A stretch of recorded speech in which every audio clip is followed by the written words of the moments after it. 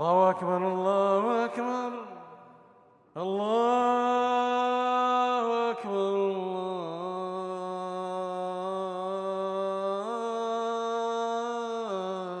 الله أكبر.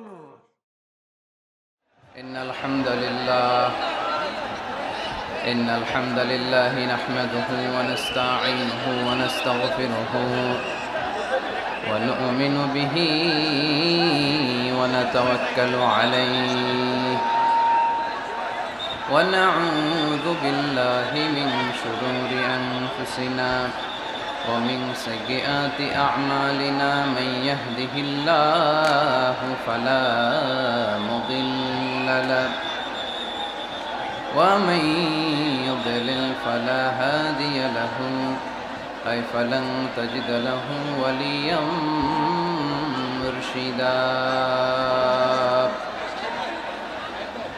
ونشهد أن لا إله إلا الله وحده لا شريك له هو الذي لا ضد له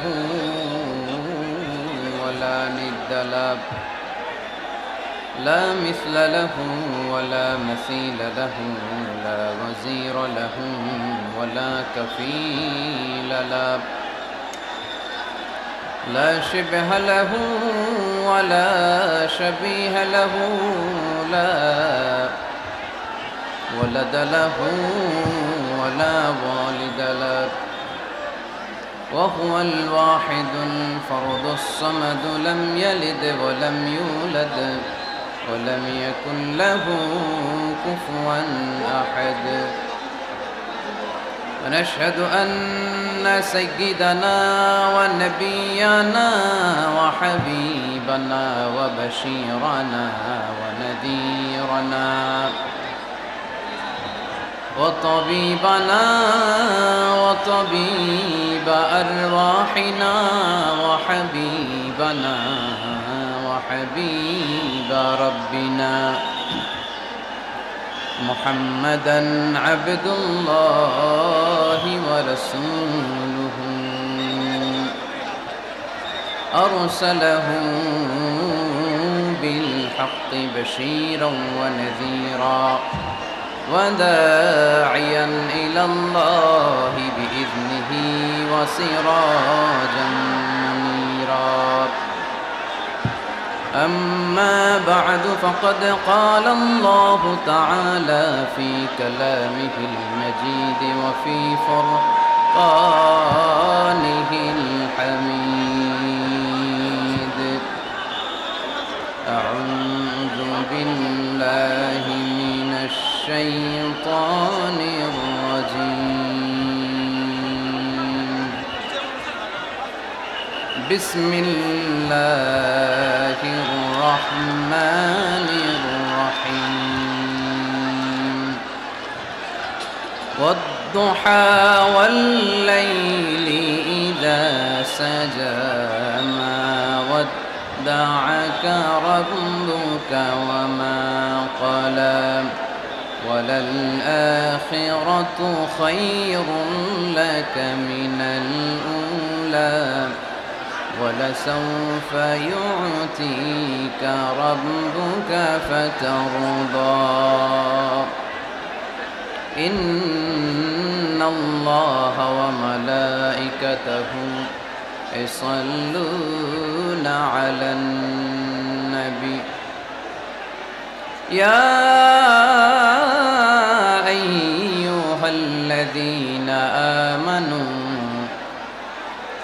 صلوا عليه وسلموا تسليما اللهم صل على محمد وعلى آل محمد كما صليت على إبراهيم وعلى آل إبراهيم إنك حميد مجيد اللهم بارك على محمد وعلى آل محمد كما باركت على إبراهيم وعلى آل إبراهيم إنك حميد مجيد সকল প্রশংসার মালিক কে?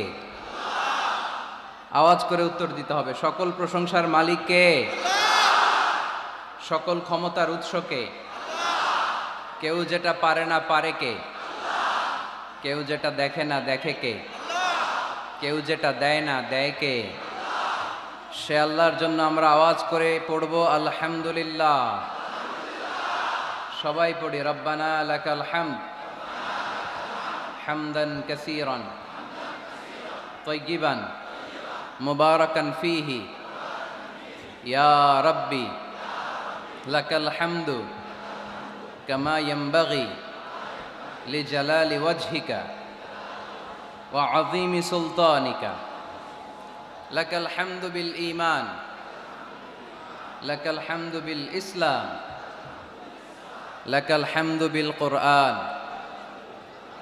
আমরা প্রশংসা করলাম কার? সব সময় প্রশংসা করতে হবে কার? খাওয়ার সময়, ঘুমানোর সময়, ইবাদতের সময়। 13তম ঐতিহাসিক তাফসিরুল কোরআনের প্রোগ্রাম, তার মানে প্রায় 13টি বছর ধরে এই ময়দানে কথা হয়। আমরা খুশি না বেজার?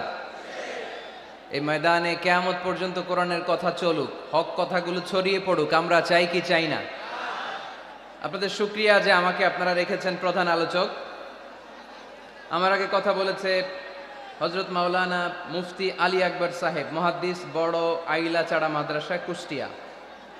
আজকের এই প্রোগ্রামের প্রধান অতিথি আমার সম্মানিত বড় ভাই মোহাম্মদ শাহিদুজ্জামান টরিক, পরিচালক, 5 কমলাপুর দারুল উলুম হাফিজিয়া কওমিয়া মাদ্রাসা। আসার পথেই দেখছিলাম উনি বিশিষ্ট শিল্পপতি, ব্যবসায়ী এবং সমাজসেবক, সিঙ্গাপুর বাংলাদেশ চেম্বার অফ কমার্সের ফরমার প্রেসিডেন্ট। আমি সিঙ্গাপুরে গেলে ওনার ওখানে থাকি এবং কোরবানির ঈদের আগে সিঙ্গাপুর বাংলাদেশ কমিউনিটির আয়োজনে কিছু প্রোগ্রামও করে এসেছে আলহামদুলিল্লাহ। আজকের প্রোগ্রামের সভাপতিত্ব করছেন হযরত মাওলানা আব্দুল হামিদ সাহেব, মুহতামিম, 5 কমলাপুর দারুল উলুম হাফিজিয়া কওমিয়া মাদ্রাসা। হুজুর আসছে? আলহামদুলিল্লাহ, মাশাআল্লাহ মাশাআল্লাহ। আজকের এই প্রোগ্রামে উপস্থিত আছেন আপনাদের এই চুয়াডাঙ্গা, প্রাণের জেলা চুয়াডাঙ্গার সম্মানিত এসপি মহোদয়, police super Mister Jahidul Hasan, কিছুক্ষণ আগে আপনাদের সামনে কথা রেখেছেন। উপস্থিত আছেন Mister Riyazul Islam Joardar, ex mayor Chuadanga. উপস্থিত আছেন কারেন্ট মেয়র, কি নাম, জিপু চৌধুরী। যারাই আজকের প্রোগ্রামকে সাফল্যমণ্ডিত করার জন্য এ বিশাল কোরআনের গ্যাদারিংয়ে উপস্থিত হয়েছেন, আমি তাদের সবাইকে অন্তরের অন্তঃস্থল থেকে শুকরিয়া জানাই। বিশেষ করে চুয়াডাঙ্গা জেলা সদরের যে পুলিশের ওসি আছে এবং আলমডাঙ্গা থানার ওসি, তাদের টিম, এবং বিশেষ করে আন্তরিকভাবে আপনাদের এ চুয়াডাঙ্গা জেলার এসপি মহোদয় জাহিদুল ইসলাম ভাই উপস্থিত আছেন। আমি চুয়াডাঙ্গা জেলা শহর থেকে প্রায় 10 কিলোমিটার পথ পাড়ি দিয়ে এসেছি। পুরো রাস্তায় মানুষ ব্লক ছিল। এখানে যত মানুষ তার চেয়ে 3-4 গুণ মানুষ রাস্তায় দাঁড়িয়ে আছে। এখানেও 3-4 লক্ষ লোক হয়ে যাবে। তো এই ভালোবাসাটা শুধু কোরআনের জন্য, ঠিক কিনা? মিডিয়ার ভাইরা যারা এসেছেন আপনাদের শুকরিয়া জানাই। তারপরে রাজনৈতিক ব্যক্তিবর্গ যারা এসেছেন শুকরিয়া জানাই। অন্য ধর্মের ভাইরা যদি থাকেন তাদেরকেও শুকরিয়া জানাই। মা বোনদের জন্য কয়েকটি প্যান্ডেল করা হয়েছে, আমি মা বোনদেরকে শুকরিয়া জানাই। যারাই আজকের এই প্রোগ্রামে আমরা আসতে পারলাম, বসতে পারলাম, আল্লাহ এই প্রোগ্রামটা যেন কিয়ামতের ময়দানে আমাদের নাজাতের ওসিলা হয়ে যায়, আমরা পড়ি আমিন। আমরা আল্লাহর কাছে আসলে নাজাত চাই, তাই না? মুক্তি চাই, আমরা নাজাত চাই। আওয়াজ করে বলেন, কি চাই? আল্লাহ যদি কিয়ামতের দিন বলে এত লক্ষ মানুষের ভিড়ে সেদিন শুধু কোরআনের জন্য, ইসলামের জন্য, আমার ভালোবাসায়, নবীর ভালোবাসায় চুয়াডাঙ্গার আলমডাঙ্গা থানায় তুমি কষ্ট করে ওই মাহফিলে উপস্থিত হয়ে কোরআনের মাহফিলকে সার্থক করেছো, যাও, এর ওসিলায় তোমারে আমি মাফ করে দিলাম, এই ঘোষণা যদি আল্লাহ সেদিন দেয়, ভাল লাগবে আপনাদের? সবার ভাল লাগবে?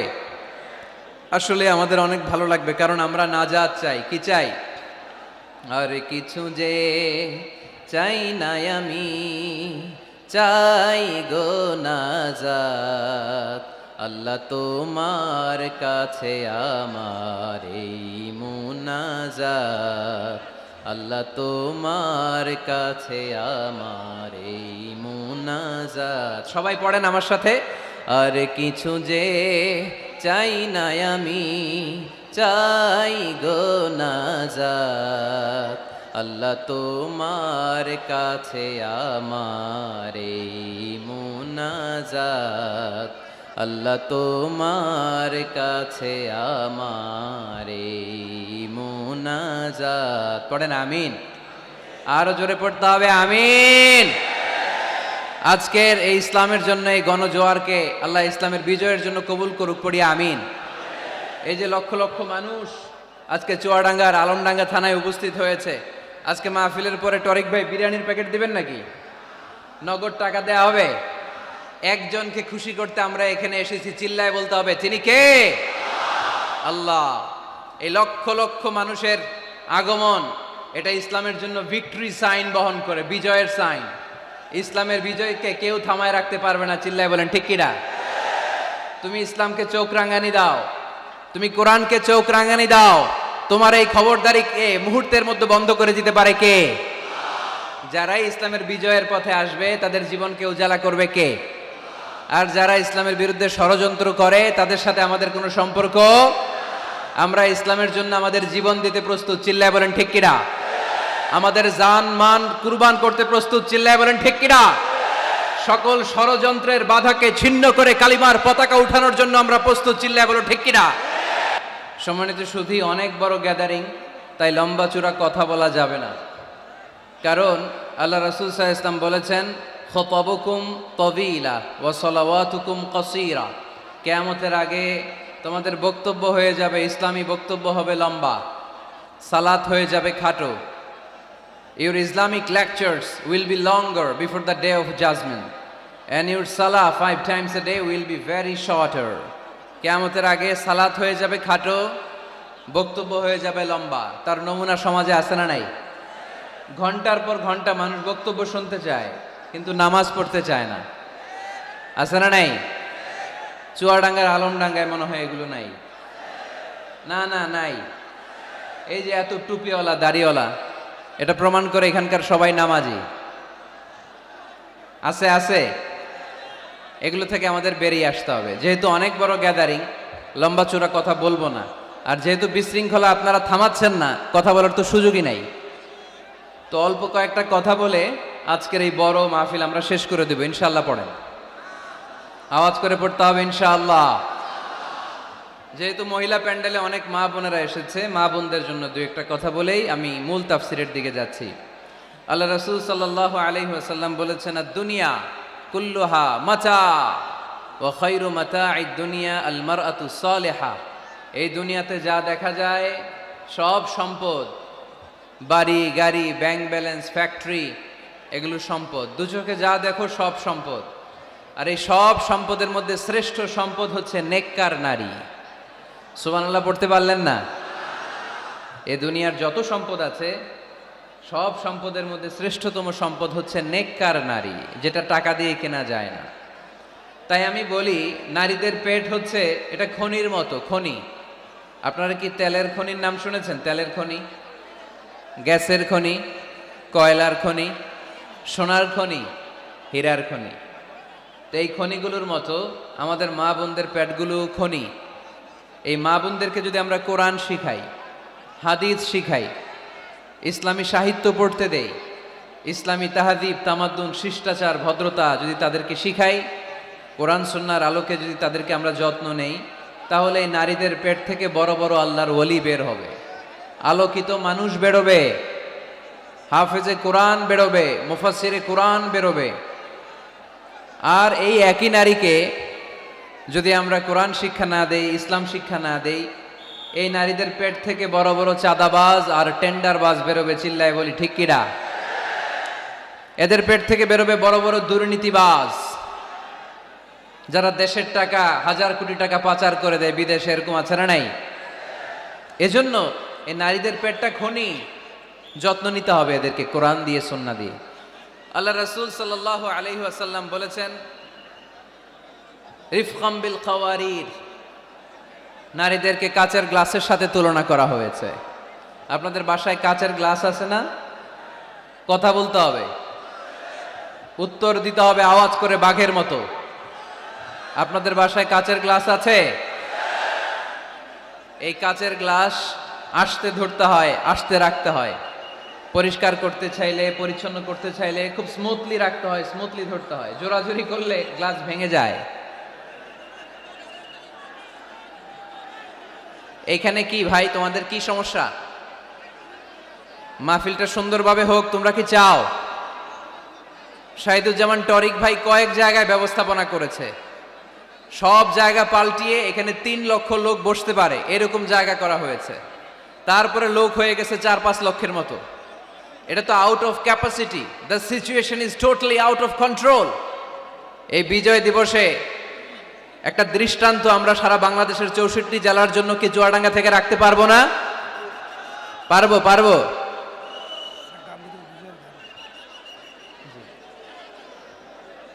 আজকের এই বিজয় দিবসে দেখিয়ে দিতে হবে যে 9 মাস রক্তক্ষয়ী যুদ্ধের মাধ্যমে যেমনি আমরা গোটা বিশ্বে এক বিরল দৃষ্টান্ত এক্সাম্পল স্থাপন করেছি, আজকে চুয়াডাঙ্গার আলমডাঙ্গা থানা তো একটা দৃষ্টান্ত স্থাপন করতে হবে তোমাদেরকে, যে লক্ষ লক্ষ লোক জায়গা ছিল না, আমরা দাঁড়িয়ে দাঁড়িয়ে ঘেমে অস্থির হয়ে কোরআনের কথা শুনেছি। এই জায়গাটাতে এত ধাক্কাধাক্কি করলে তো চলবে না রে ভাই। জায়গা পাওয়া না গেলে আস্তে করে পেছনের দিকে তোমরা মুভ করো, কিন্তু প্যান্ডেলের এত কাছে যদি আওয়াজ করো তাহলে তো কথা বলা যাবে না। কয়েকবার আমি আলোচনা থামিয়ে তোমাদেরকে শান্ত করার চেষ্টা করলাম, কিন্তু ব্যর্থ হয়েছি।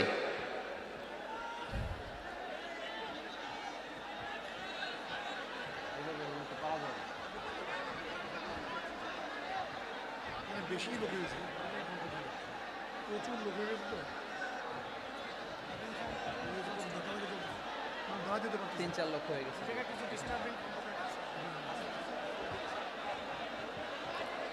আমি এই যে আপনারা পুলিশের 3 জন ভাই যে আছেন ওপাশে যারা, আমি বলবো একটু এক্সিটের ব্যবস্থা করে দেন, এরা ওইদিকে চলে যাক। এখানে দাঁড়িয়ে থেকে লাভ নাই। আমাকে তো দেখেছো তোমরা, আমি তোমাদেরকে ভালোবাসি কোরআনের জন্য। হয় দাঁড়িয়ে থাকো চুপ করে, তা না হলে আস্তে করে পিছনের দিকে যাওয়ার চেষ্টা করো। এই ধাক্কাধাক্কি করলে জনস্রোত এসে হতাহতের ঘটনা ঘটবে, মিডিয়া ম্যানদের ক্যামেরা ভাঙচুর হবে। আস্তে আস্তে পেছনের দিকে যাও, আস্তে আস্তে এক্সিট নাও, এক্সিট। আজকে 16ই ডিসেম্বর, তাই না? আমাদের কি দিবস? বিজয় দিবস। এই লক্ষ লক্ষ জনতা নিয়ে আমরা দোয়া করি আল্লাহ যেন সকল মুক্তিযোদ্ধা ভাইদের কবরগুলোকে জান্নাতের টুকরা বানায় দেয়। আমরা পড়ি আমিন। যতদিন বাংলাদেশ থাকবে ততদিন মুক্তিযোদ্ধাদের জন্য, শহীদদের জন্য দোয়া আমাদের হৃদয়ে আছে না নাই? এক সাগরে রক্তের বিনিময়ে বাংলার স্বাধীনতা আনলে যারা, আমরা তোমাদের ভুলব না, আমরা তোমাদের ভুলব না। এক সাগরে রক্তের বিনিময়ে বাংলার স্বাধীনতা আনলে যারা, আমরা তোমাদের ভুলব না, আমরা তোমাদের ভুলব না। দুঃসহ বেদনার কণ্টক পথবে শোষণের নাগ পাশ ছিঁড়লে যারা, আমরা তোমাদের ভুলব না, আমরা তোমাদের ভুলব না। ঠিক কিনা? সকল মুক্তিযোদ্ধাদের কবরগুলোকে আল্লাহ তুমি জান্নাতের বাগান বানিয়ে দাও, পড়ি আমিন। তোমার বিশেষ নূর দিয়ে মুনাওয়ার করে দাও, আওয়াজ করে পড়ি আমিন। এ দুনিয়াতে যা দেখা যায় সব সম্পদ, আর এই সম্পদের মধ্যে শ্রেষ্ঠ সম্পদ হচ্ছে নেককার নারী। তাই বোনদেরকে যেন আমরা কোরআন সুন্নাহর পথে আসার সুযোগ করে দেই, তাদেরকে যেন ইসলামী লেকচার পড়ার সুযোগ করে দেই, ইসলামী বই পড়ার সুযোগ করে দেই। ইসলাম বলেছে খায়রুকুম মান বুখিরা বিল উনসা, যে ঘরের প্রথম সন্তান কন্যা ওই ঘরটারে বরকত দিয়ে ভরে দেয় কে? আপনাদের ঘরে সর্বপ্রথম মেয়ে হয়েছে কার কার? দেখি প্রথম মেয়ে কার? মাশাআল্লাহ, আমারও 2 মেয়ে, আপনারও 2 মেয়ে, মাশাআল্লাহ। হাত নামান চুয়াডাঙ্গার ভাইরা, হাত নামান। তো এই ঘরগুলো বরকতময়। আল্লাহ রাসূল সাল্লাল্লাহু আলাইহি ওয়াসাল্লামের 3 ছেলে ছিল, একজনও বেঁচে ছিল না। আল্লাহ নিয়ে গেলেন ছোটবেলায়। 4 মেয়ে ছিল, ওনারা বেঁচে ছিলেন। রুকাইয়া, যায়নাব, উম্মি কুলসুম আর ফাতেমা। আওয়াজ করে পড়েন সুবহানাল্লাহ। ফাতেমা রাদিয়াল্লাহু তাআলা আনহাকে আল্লাহ রাসূল সাল্লাল্লাহু আলাইহি ওয়াসাল্লাম খুব বেশি ভালোবাসতেন। আল্লাহ রাসূল সাল্লাল্লাহু আলাইহি ওয়াসাল্লাম বলতেন, ফাতেমা তু বিদউম মিন্নি, ফাতেমা আমার কলিজার টুকরা। যে ফাতেমারে কষ্ট দেয় সেজন্য আমি নবীকে কষ্ট দেয়, আর যে ফাতেমার মুখে হাসি ফুটায় সেজন্য আমি বিশ্ব নবীর মুখে হাসি ফুটাই। সুবহানাল্লাহ। রাসূল সাল্লাল্লাহু আলাইহি ওয়াসাল্লাম কোনো সফরে গেলে সব শেষে ফাতেমা রাদিয়াল্লাহু তাআলা আনহার সাথে দেখা করে যেতেন। আবার সফর থেকে যখন আল্লাহ রাসূল সাল্লাল্লাহু আলাইহি ওয়াসাল্লাম ঘরে ফিরতেন, তখন এসেই আল্লাহ রাসূল সাল্লাল্লাহু আলাইহি ওয়াসাল্লাম ফাতেমা রাদিয়াল্লাহু তাআলা আনহার সাথে দেখা করতেন। নারীদেরকে খুব ভালোবাসতেন। বলতেন রিফকাম বিল কাওয়ারির, কাচের গ্লাসের সাথে আল্লাহ রাসূল নারীদেরকে তুলনা দিয়েছেন। কাচের গ্লাস যেমনি আস্তে রাখি, আস্তে ধরি, আস্তে উঠাই, আমাদের মা বোনদের সাথে যেন আমরা খারাপ আচরণ না করি, আমরা যেন মেজাজ না দেখাই, আমরা যেন মুচকি হাসি দিয়ে কথা বলি। এদিকে বিবাহিত আছেন কারা কারা আজকে দেখি? বিবাহিত? এই ছোট বাচ্চারা তোমরা হাত তুলো না আবার। মাশাআল্লাহ, হাত নামান। আপনারা বাসায় রাগারাগি করেন না তো? ভাবিদের সাথে রাগারাগি করবেন না। আপনার ব্যাপারে ভাবিদের কাছ থেকে আল্লাহ তাআলা সার্টিফিকেট নেবেন। খায়রুকুম খায়রুকুম লিআহলি, তোমাদের মধ্যে আল্লাহর কাছে ওই ব্যক্তি সবচেয়ে সেরা যে তার স্ত্রীর কাছে সেরা। এজন্য স্ত্রীর সাথে ভালো আচরণ করবেন, মুচকি হাসি দিয়ে কথা বলবেন। আল্লাহ রাসূল বলেছেন, তাবাসসুমুকা ফি ওয়াজহি আখিকা সাদাকা, your smile to your brother it's a charity. তুমি তোমার ভাইয়ের দিকে তাকিয়ে যে মুচকি হাসি দাও, ওই মুচকি হাসি দিলেও সৎকার সওয়াব দেয় কে? আপনি স্ত্রীর সাথে মুচকি হাসবেন, সওয়াব আছে না নাই? স্ত্রীকে ভালোবাসার কথা শোনাবেন, সওয়াব আছে না নাই? এমনকি আল্লাহর হাবিব বলেছেন, অফি বুদআই আহাদিকুম সাদাকা, তোমরা শীতের রাতে স্বামী স্ত্রী যখন এক কম্বলের নিচে সময় কাটাও, ওই সময়গুলোর জন্য তোমার আমলনামায় সওয়াব দিয়ে ভরে দেয় কে? এজন্য আজকে থেকে মুচকি হাসি দিয়ে কথা বলবেন, আগে সালাম দিবেন। স্ত্রীকে আগে সালাম দিতে রাজি আছেন তো? আল্লাহ রাসূল সাল্লাল্লাহু আলাইহি ওয়াসাল্লাম ওনার স্ত্রীদেরকে আগে সালাম দিতেন। আম্মা জান আয়েশা বললেন, এত বছর বিশ্বনবীর সাথে সংসার করলাম, একদিনও আল্লাহ রাসূল সাল্লাল্লাহু আলাইহি ওয়াসাল্লামকে আমি আগে সালাম দিতে পারি নাই। মাঝে মাঝে লুকিয়ে থাকতাম যে আজকে আগে সালাম দিব। কিন্তু আল্লাহ রাসূল সাল্লাল্লাহু আলাইহি ওয়াসাল্লাম এশার নামাজ পড়ে যখন ঘরে ঢুকতেন, ঘরে ঢুকার অনেক আগ থেকে আম্মা জান আয়েশাকে বলতেন, আসসালামু আলাইকুম ওয়া রাহমাতুল্লাহি ওয়া বারাকাতুহু। এজন্য আমরা যেন বেশি বেশি সালাম দেই। তো একজন নারী বরকতময় কিনা আমরা বুঝবো তার প্রথম সন্তান যদি কন্যা। তার মানে কন্যা আসলেই ঘরে বরকত আছে না নাই? আছে। এরপরে এই কন্যাকে যখন আপনি শিক্ষা দান করবেন, ভালো পাত্রের হাতে তুলে দিবেন, তখন ওই কন্যা বাবার জন্য জান্নাতের দরজা খুলে দেয়। সুবহানাল্লাহ পড়তে পারলেন না? এরপর সে যখন কারো স্ত্রী হয়, তার কাছ থেকে আল্লাহ তাআলা সার্টিফিকেট নেয় স্বামীর ব্যাপারে। তারপর যখন সন্তান সম্ভবা হয়, অনেক নারী বাচ্চা ডেলিভারি করতে যেয়ে মারা যায়। সন্তান ডেলিভারি করতে যেয়ে যে নারী মারা যায়, ওই নারীদেরকে কিয়ামতের দিন আল্লাহ শহীদদের কাতারে দাঁড় করায় দিবেন। আর যদি সহি সালামতে বাচ্চা ডেলিভারি করতে পারে, তাহলে ইসলাম বলে আল জান্নাতু তাহতা আকদামি উম্মাহাতিকুম। ও দুনিয়ার পুরুষেরা শোনো, তোমাদের পায়ের নিচে থাকে জুতা, জুতার নিচে থাকে বালু, আর এক একটা মায়ের পায়ের নিচে থাকে তার ছেলে মেয়েদের জান্নাত। পড়েন সুবহানাল্লাহ। ওগো মা তুমি এই ধরনের শ্রেষ্ঠ নিয়ামত, তোমারই পদ তলে রয়েছে জান্নাত। ওগো মা তুমি এই ধরনের শ্রেষ্ঠ নিয়ামত, তোমারই পদ তলে রয়েছে জান্নাত। সুবহানাল্লাহ পড়েন। আচ্ছা, এই দুনিয়াটাকে যদি 100 বার আমরা বিক্রি করে দেই, ওই বিক্রির টাকা দিয়ে জান্নাতের একটা টেবিলের দাম হবে? এই দুনিয়াকে 2000 বার বিক্রি করে দিলে যেই টাকা পাওয়া যাবে, ওই টাকা দিয়ে যদি জান্নাতের একটা চেয়ার কিনতে চাই, ওই চেয়ারের দাম হবে? তাহলে যে মায়ের 2টা পায়ের নিচে আল্লাহর 8টা জান্নাত পড়ে আছে, ওই 8টা জান্নাতের ওই পা 2টার দাম কত? রাসূল সাল্লাল্লাহু আলাইহি ওয়াসাল্লাম বলেছেন, লাউ কাতা'তা জিলদাক, তুমি তোমার গায়ের চামড়া কেটেও যদি মায়ের পায়ের জুতা বানিয়ে দাও, তাহলে ছোটবেলায় যে দুধ খেয়েছো, এক ঢোক দুধের শোধ কোনোদিন আদায় হবে না। চিল্লা এখন সুবহানাল্লাহ। মায়ের এক ধার দুধের দাম, কাটিয়া গায়ের চাম, পাপস বানাইলেও ঋণের শোধ হবে না। এমন দরদি ভাবে কেউ হবে না আমার মাহাগো। ঠিক কিনা? এজন্য মা বাবা যাদের বেঁচে আছে, আমরা যেন মা বাবার কাছ থেকে দোয়া নেই। পীর সাহেবের কাছে যদি দোয়া নিতে যান, দোয়া কবুল হতেও পারে, নাও হতে পারে। গোটা বিশ্বের সব পীর সাহেব যদি এক গ্লাস পানির মধ্যে দোয়া পরে ফু দেয়, গোটা বিশ্বের সব ইমাম সাহেব যদি, খতিব সাহেব যদি এক গ্লাস পানির মধ্যে দোয়া পরে ফু দেয়, আর আপনার আম্মা শুধু সুবহানাল্লাহ বলে যদি আরেক গ্লাস পানির মধ্যে ফু দেয়, আপনার মায়ের দোয়াটা মুহূর্তে আল্লাহর দরবারে কবুল হয়ে যাবে। এজন্য আব্বা আম্মার দোয়া নিতে রাজি আছি তো? যাদের আব্বা আম্মা বেঁচে আছে, আল্লাহ যেন হায়াত দারাজ করে, আমরা পড়ি আমিন। যারা আমরা আমাদের আব্বা আম্মা, আমাদের বটবৃক্ষগুলোকে হারিয়েছি, তাদের কবরগুলোরে আল্লাহ জান্নাতের বাগান বানিয়ে দিক, আমরা পড়ি আমিন। আর দেরি না করে আমরা সরাসরি মহাবিশ্বের মহাবিশ্বয় মহাগ্রন্থ আল কোরআন আল কারিম থেকে কথা শুনব। আমরা যে বইটা থেকে কথা শুনবো, চুয়াডাঙ্গার ভাইয়েরা দেহের সবটুকুন শক্তি গলার মাঝ বরাবর এনে আওয়াজ করে বলেন তো, এই বইটার নাম কি? এই কোরআনে কোনো ভুল আছে? সন্দেহ আছে? সংশয় আছে? আমাদের জীবন সমস্যার সব কিছুর সমাধান এই কোরআনের ভেতরে দিয়েছে কে? সমাধান চাও যদি জীবনে মরণে, ফিরে যাও খুঁজে নাও, চোখ রাখো কোরআনে। ঠিক কি না?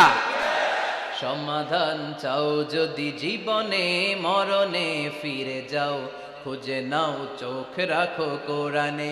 If you want a solution this dunya and akhirah, go back, have a look to the holy Quran. ঠিক কি না? এজন্য আমরা সমস্যার সমাধান চাইলে চোখ রাখতে হবে যেই কিতাবের দিকে, কিতাবটার নাম আল কোরআন। এই কিতাবে কোনো ভুল নাই, এই কিতাবে কোনো সন্দেহ নাই, কোনো সংশয় নাই। এই কিতাবে যে সন্দেহ নাই, এই কথা কোরআনে বলে দিয়েছে কে?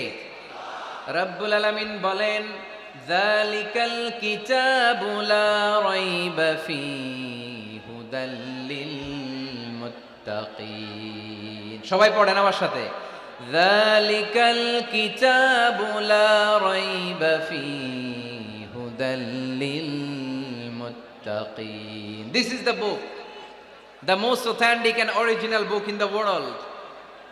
There is no doubt in it and a guidance to those who are muttaqin.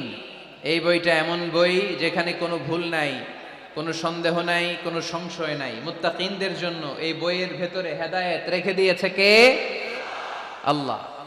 আবার রব্বুল আলামিন বলেন, আলিফ লাম রা, কিতাবুন আনজালনাহু ইলাইকা লিতুখরিজান الناس من الظلمات إلى النور. O Muhammad sallallahu alayhi wa sallam, I've revealed this holy and sacred book unto you in order to lead the mankind out of darkness into the light. O Nabi, আমি কেন এই কোরআনকে আপনার কাছে পাঠিয়েছি আপনি জানেন? অন্ধকারাচ্ছন্ন মানুষগুলোকে আলোর পথে নিয়ে যাওয়ার জন্য, জাহান্নামীগুলারে জান্নাতি বানানোর জন্য, রাম আর বামপন্থী গুলারে ডানপন্থী বানানোর জন্য। চিল্লায় বলো ঠিক কিনা? এজন্য কোরআনের সাথে আমাদের অ্যাটাচমেন্ট বাড়ানোর দরকার আছে না নাই? আমরা যেন বেশি বেশি কোরআনের সাথে সম্পর্ক বাড়াতে পারি, কোরআনকে যেন আমরা বন্ধু বানাই। আমাদের বন্ধু হবে কোরআন। আমাদের বন্ধু হবে কি? আমাদের নিঃসঙ্গ সময়ের বন্ধু হতে হবে কোরআন। এই কোরআন যদি দুনিয়াতে আমরা বন্ধু বানাতে পারি কোরআনকে, কবরেও এই কোরআনকে আমাদের বন্ধু বানায় দিবে কে? কিয়ামতের ময়দানে ওই কোরআনকে আমাদের জন্য সুপারিশকারী করে বানাবে কে? সেই মহাবিশ্বের মহাবিশ্বয় মহাগ্রন্থ আল কোরআন আল কারীম থেকে আমি একটা সূরার কিয়দাংশ তেলাওয়াত করেছি। আজকের চুয়াডাঙ্গার এই বিশাল জনসমুদ্রে এই সূরার কিছু মেসেজ এই চমৎকার রজনীতে আপনাদের সাথে আমি শেয়ার করব। আওয়াজ করে পড়তে হবে ইনশাআল্লাহ। কোরআনের যেখান থেকেই বলি ওইখান থেকে বরকত আছে না নাই? অনেকে বলে, হুজুর ওই এলাকায় পর্দার ওয়াজ করছেন, এখানে পর্দার কথা বলেন কেন? বলে না? অনেকে বলে, হুজুর ওই জেলায় নামাজের ওয়াজ করছেন, তো এই জেলায় আবার নামাজের কথা কন কেন? হুজুর ওইখানে সুদ খাওয়া যাবে না বলছেন, এইখানে বলেন কেন? নামাজ কি শুধু ওই জেলায় লাগবে? পর্দাকে শুধু ঢাকাবাসীদের জন্য লাগবে, চুয়াডাঙ্গায় লাগবে না? আমরা সূরা ফাতিহা প্রতিদিন কয়বার পড়ি? ফরজ নামাজে 17 বার, সুন্নত সহ 40-45 বার। যে ব্যক্তি 50 বছর ধরে নামাজ পড়ে, এই বেটা যে কয় লক্ষবার সূরা ফাতিহা পড়ছে বেটা নিজেও জানে না, ঠিক কি না? আচ্ছা, আপনারা কি জানেন যে সূরা আর রহমানে একটা আয়াত আছে, যে আয়াতটা আল্লাহ বারবার বারবার ওই সূরার ভেতরে উল্লেখ করেছে, সূরা আর রহমানে? জানেন কি আয়াতটা কি? কি আয়াত? ফাবিআইয়ি আলা রাব্বিকুমা তুকাযযিবান। এই আয়াতটা আল্লাহ তাআলা একবার দুইবার নয়, 31 বার উল্লেখ করেছেন সূরা আর রহমানের ভেতরে। সুবহানাল্লাহ পড়েন। তার মানে জরুরি কথা সব জায়গায় বলতে হয়, বারবার বলতে হয়, চিল্লায় বলতে হবে, ঠিক কি না? আজকে আমরা সূরা দোহা থেকে কথা শুনবো। সূরাতুদ দোহা, আওয়াজ করে বলেন তো সূরাটার নাম কি? এই আপনাদের গলার আওয়াজ। সারা বিকাল আর সন্ধ্যায় চিল্লাচিল্লি করতে করতে আপনাদের এনার্জি শেষ, তাই না? সূরাটার নাম সূরাতুদ দোহা। আওয়াজ করে বলেন তো সূরার নাম কি? মাশাআল্লাহ, আওয়াজ আছে তো? এনার্জি শেষ হয়ে যায় না এখনো বেঁচে আছে চুয়াডাঙ্গার লোক। তো আলোচনা শেষ পর্যন্ত এরকম আওয়াজ করে উত্তর দেওয়া যাবে? মাশাআল্লাহ। এখন একেবারে ঠান্ডা, এবার আমরা প্রাণ খুলে কথা শুনবো কোরআনের। এই সূরাটা কোরআনের 93 নাম্বার সূরা। কত নাম্বার? এই সূরায় আয়াত আছে 11টা। কয়টা? এই সূরাটা মাক্কি সূরা। কি সূরা? মাশাআল্লাহ। আমি সবসময় বলি, যেহেতু লক্ষ লক্ষ মানুষের গ্যাদারিং, আমরা যদি ক্লাসের মতো করে প্রশ্ন করি, উত্তর করি, তাহলে আপনাদের মনে থাকবে, কিছু মেসেজ নিয়ে যেতে পারবেন। এজন্য কষ্ট হলেও শেষ পর্যন্ত উত্তর দেওয়া যাবে বাঘের বাচ্চার মতো চিল্লায়া ইনশাআল্লাহ।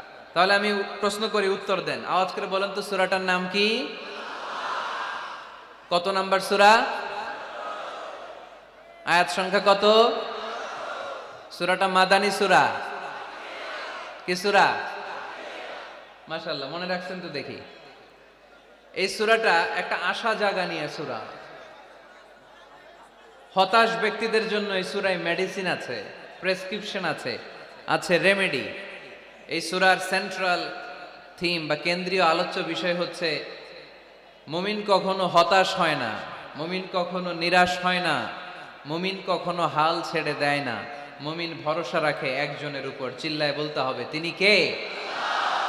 লা তাইয়াসু মির রাউহিল্লাহ, ইন্নাহু লা ইয়াইয়াসু মির রাউহিল্লাহি ইল্লাল কওমুল কাফিরুন। সাইয়েদনা ইয়াকুব আলাইহিস সালাম তার ছেলেদেরকে বলেছিলেন, কলিজার টুকরা, আমার বাছাধনেরা, আল্লাহর রহমত থেকে নিরাশ হয়ো না। আল্লাহর দয়া, কৃপা, করুণা, মার্সি, ব্লেসিংস এন্ড বাউন্টিজ থেকে নিরাশ হয়ো না। কাফেররা ছাড়া আল্লাহর রহমত থেকে কেউ নিরাশ হয় না। মুমিন কখনো আল্লাহর রহমত থেকে নিরাশ হয় না। হ্যাঁ, মুমিনের জীবনে বিপদ আসে, ক্রাইসিস আসে, সংকট আসে। বিপদ নাই, সমস্যা নাই, পেরেশানি নাই, এরকম জীবন কারো আছে? কেউ দাঁড়ায় বলতে পারবেন, হুজুর আমার জীবনে কোনো বিপদ নাই, কোনো সমস্যা নাই? কেউ বলতে পারবেন? বিপদ, পরীক্ষা আল্লাহ আমাদেরকে দেয় পরীক্ষা করবার জন্য, ঠিক কি না? বিপদ আল্লাহ আমাদেরকে দেয় আমাদের কোমরগুলোকে সোজা করবার জন্য, আমাদের পায়ের নিচের মাটিকে শক্ত করবার জন্য, প্রতিকূল পরিবেশে নিজের অবস্থানকে শক্তভাবে জানান দেওয়ার জন্য। চিল্লায় বলেন ঠিক কি না? এজন্য যারা হতাশ, যারা নিরাশ, যারা টেন্সড, ফ্রাস্ট্রেটেড পিপল, হতাশদের জন্য এই সূরায় আছে আশা, আশার বাণী, আলোর বাণী। কারণ দোহা মানে আলো। দোহা মানে কি? আলো কথাটা শুনতেই লাগে ভালো, ঠিক কি না? আলো বললেই কেমন ভাল লাগে না? কারণ আশার আলো, এটা সম্ভাবনার আলো। অন্ধকার দেখলে বাচ্চারা ভয় পায়, আলো দেখলে বাচ্চারা ভয় পায়। এজন্য আমরা অন্ধকার চাই না, আমরা চাই আলোর পথ। এই কোরআন এসেছে আমাদেরকে আলোকিত করতে, ঠিক কি না? আল্লাহ রাসূল সাল্লাল্লাহু আলাইহি ওয়াসাল্লামের খুব মন খারাপ, তিনি খুব বিচলিত, তিনি খুব পেরেশান। আল্লাহ রাসূল সাল্লাল্লাহু আলাইহি ওয়াসাল্লামের পেরেশানি দূর করার জন্য সান্ত্বনার বাণী হিসেবে আল্লাহ তাআলা এই সূরাটা আল্লাহ রাসূলের জন্য ডেডিকেট করে নাজিল করেছেন। চিল্লায় পড়েন সুবহানাল্লাহ। আর আল্লাহ বুঝাতে চেয়েছেন, আমার নবীকে আমি যেভাবে পেরেশানি দূর করেছি, সাহায্য করেছি, মুমিনদের জীবনেও আমি আল্লাহর পক্ষ থেকে সাহায্য আছে না নাই? এজন্য আমরা কখনো হতাশ হব না। এই মেসেজটা যদি বাড়িতে আজকে নিয়ে যেতে পারো চুয়াডাঙ্গার ছেলেরা, অনেকে হতাশ, ব্যক্তি জীবনে, পেশাগত জীবনে, পারিবারিক জীবনে হতাশ, চাকরি হয় না, ব্যবসায় মন্দা, যাদের ব্যবসা মন্দা এই শাহিদুজ্জামান টরিক ভাইয়ের সাথে দেখা করবা। সফল ব্যবসায়ী, বাংলাদেশ কাঁপায়, এখন সিঙ্গাপুর কাঁপাইতেছে। তো তোমরা ওনাকে ধরবা টাইট করে যে ভাই কিভাবে আপনি সফল হলেন, শোনান আপনার সফল হওয়ার গল্প। How to succeed in life, কিভাবে ব্যবসায় সফল হতে হয়, কিভাবে আইকন হতে হয়। শহীদ ভাইয়ের কাছ থেকে চুয়াডাঙ্গার ছেলেরা জেনে নিবা। মুমিন কখনো হতাশ হয় না। আজকের মাহফিল থেকে এতটুকু যদি এই জনসমুদ্র থেকে আমরা বাসায় নিয়ে যেতে পারি যে আমরা কখনো হতাশ হব না, আমরা নিরাশ হব না, শেষ নিঃশ্বাস থাকা পর্যন্ত আমরা হাল ছেড়ে দিব না, আমরা ভরসা রাখবো সব সময় একজনের উপর। চিল্লায় বলতে হবে তিনি কে? Every time you feel like you cannot go on, you feel so lost that you are so alone. Every time you feel like you cannot go on, you feel so lost that you are so alone. Don't despair and never lose hope, 'cause Allah is always by your side. Insha'Allah, পড়েন, Insha'Allah, Insha'Allah, you'll find your way. Insha'Allah, Insha'Allah, Insha'Allah, you'll find your way. পড়েন আল্লাহু আকবার। আমরা কখনো নিরাশ হই না, আমরা হতাশ হই না, আমরা ভরসা রাখি একজনের উপর, তিনি কে? আমরা জানি রাত যত গভীর হয় অন্ধকার তমানিসা ভেদ করে শুভে সাদিক হয়।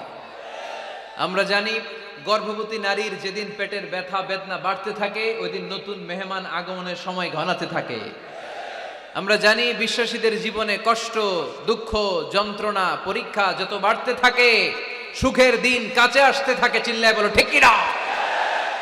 এজন্য আমরা হতাশ হব না, হাল ছেড়ে দিব না, শেষ নিঃশ্বাস ত্যাগ করা পর্যন্ত আমরা ভরসা রাখবো একজনের উপর, তিনি কে?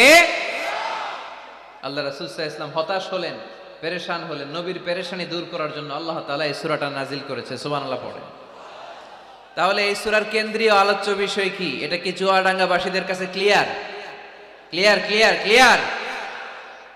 এবার আমরা শুনবো এই সূরার একটা ব্যাকগ্রাউন্ড আছে, কোন প্রেক্ষাপটে এই সূরা নাজিল হলো। আল্লাহ রাসূল সাল্লাল্লাহু আলাইহি ওয়াসাল্লামকে আল্লাহ বললেন, ইয়া আইয়ুহার রাসূলু বাল্লিগ মা উনজিলা ইলাইক। নবী, কোরআনে যা নাজিল করেছি সব আপনি পৌঁছে দিন, কিছু গোপন রাখা যাবে না। এই কোরআনের কোনো কিছু বিশ্বনবী গোপন রেখেছে? সবাই বলেন না কেন, গোপন রেখেছে নাকি সব প্রচার করে দিয়েছে? সব প্রচার করে দিয়েছে। হঠাৎ করে হেরা গুহায় বিশ্বনবীর কাছে নাজিল হলো, ইকরা বিসমি রাব্বিকাল্লাযী খালাক, খালাকাল ইনসানা মিন আলাক, ইকরা ওয়া রাব্বুকাল আকরামুল্লাযী আল্লামা বিল কলম, আল্লামাল ইনসানা মা লাম ইয়ালাম। পড়েন সুবহানাল্লাহ।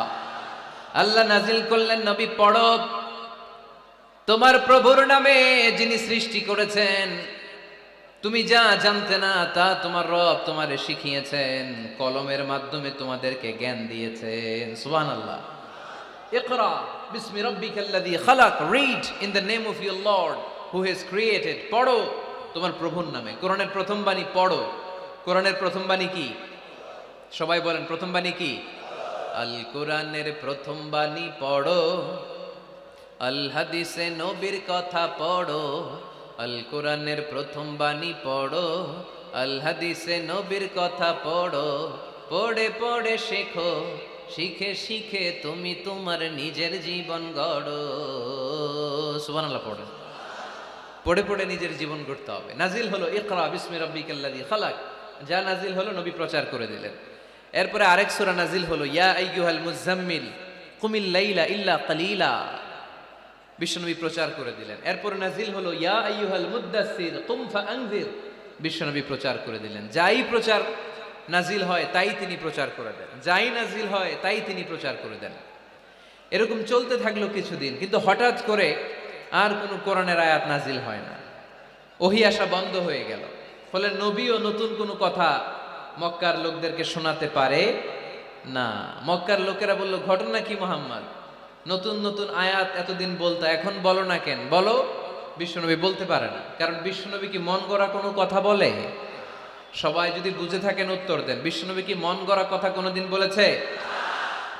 রব্বুল আলামিন বলেন, ওয়ামা ইয়ানতিকু আনিল হাওয়া ইন হুয়া ইল্লা ওয়াহয়ুন ইউহা। আমার নবী মন গড়া কোনো কথা বলেন না। আমার পয়গম্বর মন মস্তিষ্ক কোনো প্রসূত কথা তোমাদের কাছে পেশ করে না।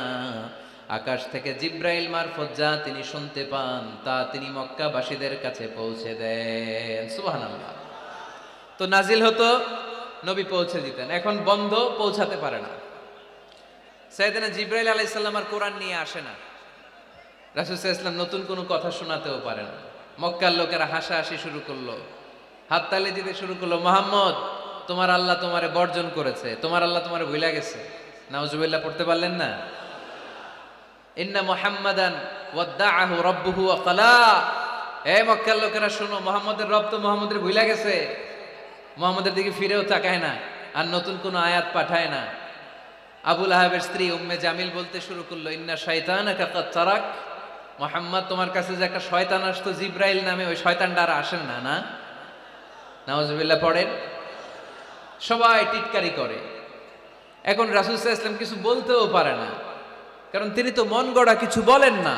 যা নাজিল হয় তা পৌঁছে দেন। রাসূল সাল্লাল্লাহু আলাইহি ওয়াসাল্লাম খুব পেরেশান হয়ে গেলেন, চিন্তায় পড়ে গেলেন, হতাশ হয়ে গেলেন। আর মনে মনে ভাবলেন, কি রে, আমি কোনো ভুল করলাম না তো? আমার কোনো অন্যায় হয়ে গেল না তো? এত অপেক্ষা করতেছি, আকাশের দিকে তাকিয়ে আছি, নতুন আয়াত আসে না কেন? আমি কবে নতুন আয়াত শোনাবো? কোনো তাফসিরে এসেছে 15 দিন, কোথাও এসেছে 25 দিন, 40 দিন, কোথাও এসেছে কয়েক মাস। আল্লাহ রাসূল সাল্লাল্লাহু আলাইহি ওয়াসাল্লামের কাছে কোরআনের আয়াত নাজিল করাকে বন্ধ রেখেছিল কে?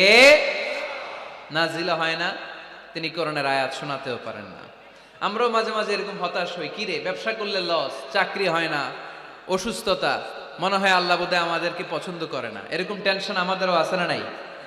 রাসূল সাল্লাল্লাহু আলাইহি ওয়াসাল্লাম যখন টেনশনে পড়ে গেলেন, আল্লাহ তাআলা এই সূরা নাজিল করার মধ্য দিয়ে আল্লাহ রাসূল সাল্লাল্লাহু আলাইহি ওয়াসাল্লামের টেনশন দূর করে দিলেন। চিল্লায় পড়েন সুবহানাল্লাহ। রাসূল সাল্লাল্লাহু আলাইহি ওয়াসাল্লামের পেরেশানি দূর করার জন্য আল্লাহ নাজিল করলেন, ওয়াদ-দুহা ওয়াল-লাইলি ইযা সাজা মা ওয়াদ্দাআকা রাব্বুকা ওয়া মা ক্বালা। ওয়াদ-দুহা, আলোর শপথ, ওয়াল-লাইলি ইযা সাজা, নিঝুম নিস্তব্ধ রাতের শপথ। সুবহানাল্লাহ পড়েন। প্রথমে আল্লাহ দুইটা কসম কাটলেন। কয়টা? দুইটা। প্রথমে দোহা, প্রভাতের সূর্য কিরণের শপথ, আলোর শপথ। এরপরে অন্ধকারের শপথ কাটলেন। আলোর শপথ দিয়ে আল্লাহ তাআলা ওহী আশাকে বুঝালেন, আর অন্ধকারের শপথ দিয়ে আল্লাহ ওহী না আশাকে বুঝালেন। আল্লাহ বুঝাতে চাইলেন, নবী, সব সময় আলো থাকলে ভাল লাগে না। 24 ঘন্টায় যদি সূর্যের আলো, এখনো সূর্যের আলো, সকালেও সূর্যের আলো, খালি আলো আর আলো, ভাল লাগবে? কথা বলেন না কেন? আবার 24 ঘন্টায় ঘুটঘুটে অন্ধকার, কোনো আলো টালো নাই, ভাল লাগবে? তার মানে জীবন চালাতে আলোরও দরকার, অন্ধকারেরও দরকার। বিশ্বনবীরে বুঝাতে চাইলেন, নবী, ওহী আসা যেমনি দরকার, মাঝে মাঝে ওহী বন্ধ রেখে আপনার একটু বিশ্রাম দেওয়াও দরকার। সুবহানাল্লাহ পড়েন। সরকারি চাকরি যারা করেন, সপ্তাহে কয়দিন জব করেন? জোরে বলেন। 5 দিন। বাকি 2 দিন কি করেন? বিশ্রাম নেন, ছুটিতে থাকেন। 7 দিনে যদি কাজ করা লাগতো, ভাল লাগতো? কথা বলেন না কেন? ভাল লাগতো না। আবার 7 দিনে যদি ছুটি থাকতো, ভাল লাগতো না। তার মানে কাজেরও যেমনি দরকার, বিশ্রামেরও দরকার, ঠিক কিনা? আল্লাহ বুঝাতে চাইলেন, নবী, কাফেরদের কথায় কান দিবেন না। ওরা বলে, আমি আপনারে ভুলে গিয়েছি। না না, কশিন কালেও না। আমি আপনারে কেমন করে ভুলে যাই? আপনি আমার বন্ধু। আমি ইচ্ছা করেই ওহী নাজিল বন্ধ রেখে কিছুদিন আপনারে ছুটি দিলাম। আল্লাহর পক্ষ থেকে আমি আপনার জন্য বিশ্রামের ব্যবস্থা করে দিয়েছি। নবী, বিশ্রামের ব্যবস্থা করে দিলাম, কারণ প্রতিদিন ওহী নাজিল হলে এটা পৌঁছে দেওয়া, এটা চারটেখানি কথা নয়। ওহীর বাণী, এটা কোনো মন্ত্রীর বাণী না। ওহীর বাণী, এটা কোনো প্রেসিডেন্টের বাণী না। ওহীর বাণী প্রধানমন্ত্রীর বাণী না। ওহীর বাণী রাজা বাদশার বাণী নয়। ওহীর বাণী আমাদের কাছে পাঠিয়েছে কে? এই কালামুল্লাহ মাজিদের ওজন আছে না নাই? আল্লাহ বললেন, ইন্না সানুলকি আলাইকা কওলান সাকিলা। নবী গো, কোরআনের বাণী এটা হালকা কোনো বাণী নয়, এটা ভারী একটা বাণী। এই বাণী যদি আমি সাগরে নাজিল করতাম, এই কোরআনের বাণী যদি আমি জঙ্গলে নাজিল করতাম, আর এই কোরআনের বাণী যদি আমি পাহাড়ের মধ্যে নাজিল করতাম, কোরআনের ভারে বড় বড় পাহাড়গুলো মুহূর্তের মধ্যে ভেঙে চুরে খান খান হয়ে যেত। লাউ আনজালনা হাযাল কুরআন আলা জাবালিন লারাআইতাহু খাশিআম মুতাসাদ্দিআম মিন খাশিয়াতিল্লাহ। নবী হে, এই কোরআনকে আপনার উপর নাজিল না করে যদি আমি হিমালয় পাহাড় মাউন্ট এভারেস্টের উপর নাজিল করতাম, আমেরিকার আলাস্কা মাউন্টেন রেঞ্জের উপর নাজিল করতাম, ইউরোপের আল্পস পর্বতমালায় নাজিল করতাম, আমি যদি বড় বড় তুর পাহাড়ের উপর নাজিল করতাম, আপনি দেখতেন কোরআনের ভারে পাহাড়গুলো ভেঙে চুড়ে খান খান হয়ে গিয়েছে। তার মানে কোরআনের ওজন আছে না নাই? কোরআনের বাণী কি পাতলা, হালকা না ভারী? সবাই বলুন, হালকা না ভারী? কতটা ভারী? রাসূল সাল্লাল্লাহু আলাইহি ওয়াসাল্লাম যখন ওটের উপর বসে থাকতেন, তখন কোরআনের আয়াত নাজিল হলে ওটের পা মাটির মধ্যে দেবে যেত। ঘোড়ার উপর যখন বসে থাকতেন, তখন কোরআনের আয়াত নাজিল হলে ঘোড়া মাটিতে বসে যেত। মাঝে মাঝে আল্লাহ রাসূল সাহাবীদের পায়ের উপরে মাথা রেখে ঘুমাতেন। সাইয়েদনা যায়েদ রাদিয়াল্লাহু তাআলা আনহুর পায়ের মধ্যে, রানের মধ্যে মাথা রেখে বিশ্বনবী একবার ঘুমালেন। যায়েদ রাদিয়াল্লাহু তাআলা আনহু বলেন, অনেকক্ষণ বিশ্বনবী শুয়ে রইলেন, কিন্তু আমার কষ্ট হয় নাই, আমি টের পাই নাই। কিন্তু হঠাৎ বিশ্বনবীর উপর কোরআন যখন নাজিল হওয়া শুরু হয়ে গেল, আমার মনে হলো বিশ্বনবীর মাথার ওজন উহুদ পাহাড়ের সমান ভারী হয়ে গেছে। এতক্ষণ ধরে বিশ্বনবীর মাথার কোনো ওজন নাই। হঠাৎ যখন কোরআনের আয়াত নাজিল হতে লাগলো, দেখলাম বিশ্বনবীর মাথার ওজন এতটা বেড়ে গিয়েছে, আমার মনে হচ্ছে আমার পায়ের হাড্ডি আর রান ফেটে মুহূর্তের মধ্যে খান খান হয়ে যাবে। তার মানে কোরআনের আয়াত সবসময় রিসিভ করা, ওহি সব সময় নেয়া এবং ওহির বাণী পৌঁছে দেয়া, এটা সাধারণ কোনো কাজ নয়। সব সময় ওহি লাগাতার নাজিল হলে নবীর কষ্ট হয়ে যাবে। এজন্য নবীর কষ্ট দূর করার জন্য সরকারি চাকরি যারা করেন যেমনি ছুটি পান, নবীকে একটু ছুটি আর বিশ্রামে রাখার জন্য আল্লাহ তাআলা ইচ্ছা করেই ওহি নাজিল বন্ধ রেখেছেন। চিল্লায় পড়েন সুবহানাল্লাহ।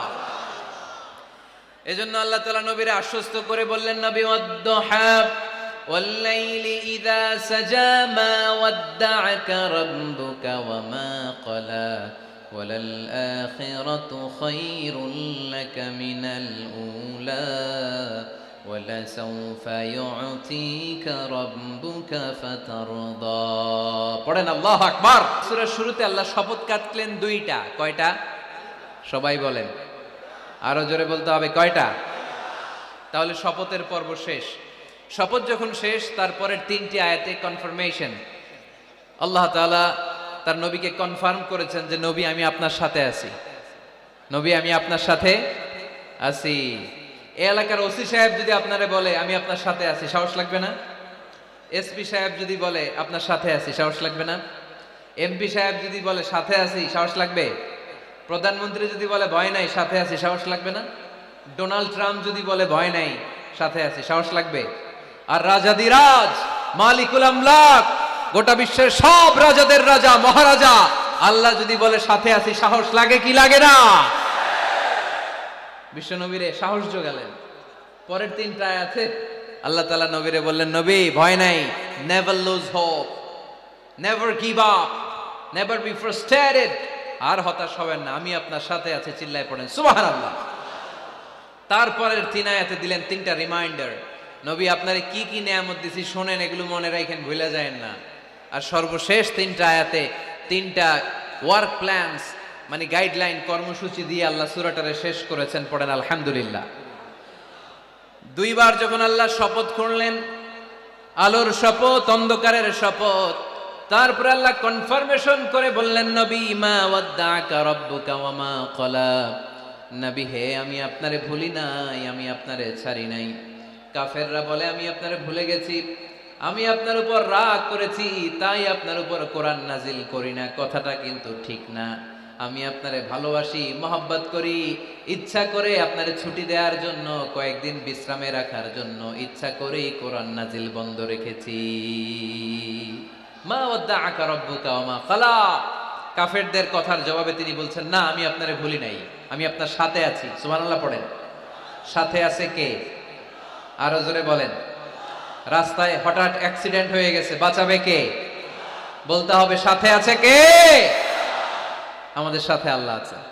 এরপরে আল্লাহ বললেন ওয়ালাল আখিরাতু খায়রুল লাকা মিনাল উলা। ও নবী, মক্কার জীবনে সাময়িক একটু কষ্ট আপনি সহ্য করেন, মদিনার জীবনে আপনার জন্য আনন্দ রেখেছে কে? আখিরাতে আপনার জন্য জান্নাতকে তৈরি রেখেছে কে? ওয়ালাল আখিরাতু খায়রুল লাকা মিনাল উলা। আরেকটা কনফার্মেশন, আরেকটা অ্যাসিউরেন্স, আরেকটা নিশ্চয়তার গ্যারান্টি। নবী, indeed verily hereafter is far better for you than this dunya. এই দুনিয়ার চেয়ে আখিরাত উত্তম, ঠিক কি না? আখিরাত আপনার জন্য তৈরি, এই দুনিয়ার জীবন আপনার আসল জীবন নয়। আসল জীবন হচ্ছে কবরের জীবন, ঠিক কি না? একদিন মাটির ভেতরে হবে ঘরে মন আমার, কেন বাঁধো দালান ঘর রে মন আমার, কেন বাঁধো দালান ঘর। প্রাণ পাখি উড়ে যাবে পিঞ্জর ছেড়ে, ধরা ধামে সবই রবে তুমি যাবে চলে। বন্ধু বান্ধব যত মাতা পিতা দ্বারা সুত, বন্ধু বান্ধব যত মাতা পিতা দ্বারা সুত, সবই হবে তোমার পরে মন আমার, কেন বাঁধো দালান ঘর। একদিন মাটির ভেতরে হবে ঘরে মন আমার, কেন বাঁধো দালান ঘর। ঠিক না? মাটির ঘর আসল ঘর। এই ছোট্ট 2 লাইনের নাশিদ, এই গানটাই আমাদের হেদায়েতের জন্য যথেষ্ট, তাই না? কত কষ্ট করে বিল্ডিং বানালাম, কত কষ্ট করে ফ্ল্যাট কিনলাম, কত দামি টাইলস দিয়ে আমার গোসলখানাটা বানালাম, কিন্তু আমার জীবনের শেষ গোসলটা কি আমার ওই গোসলখানায় হবে? চিল্লায় বলতে হবে, হবে। এজন্য আল্লাহ বললেন ওয়ালাল আখিরাতু খায়রুল লাকা মিনাল উলা। ও নবী, দুনিয়ার জীবন আসল জীবন নয়, আসল জীবন হলো আখিরাতের জীবন, ঠিক কি না? কিন্তু আমরা পাগল হয়ে আছি কোন জীবনের জন্য?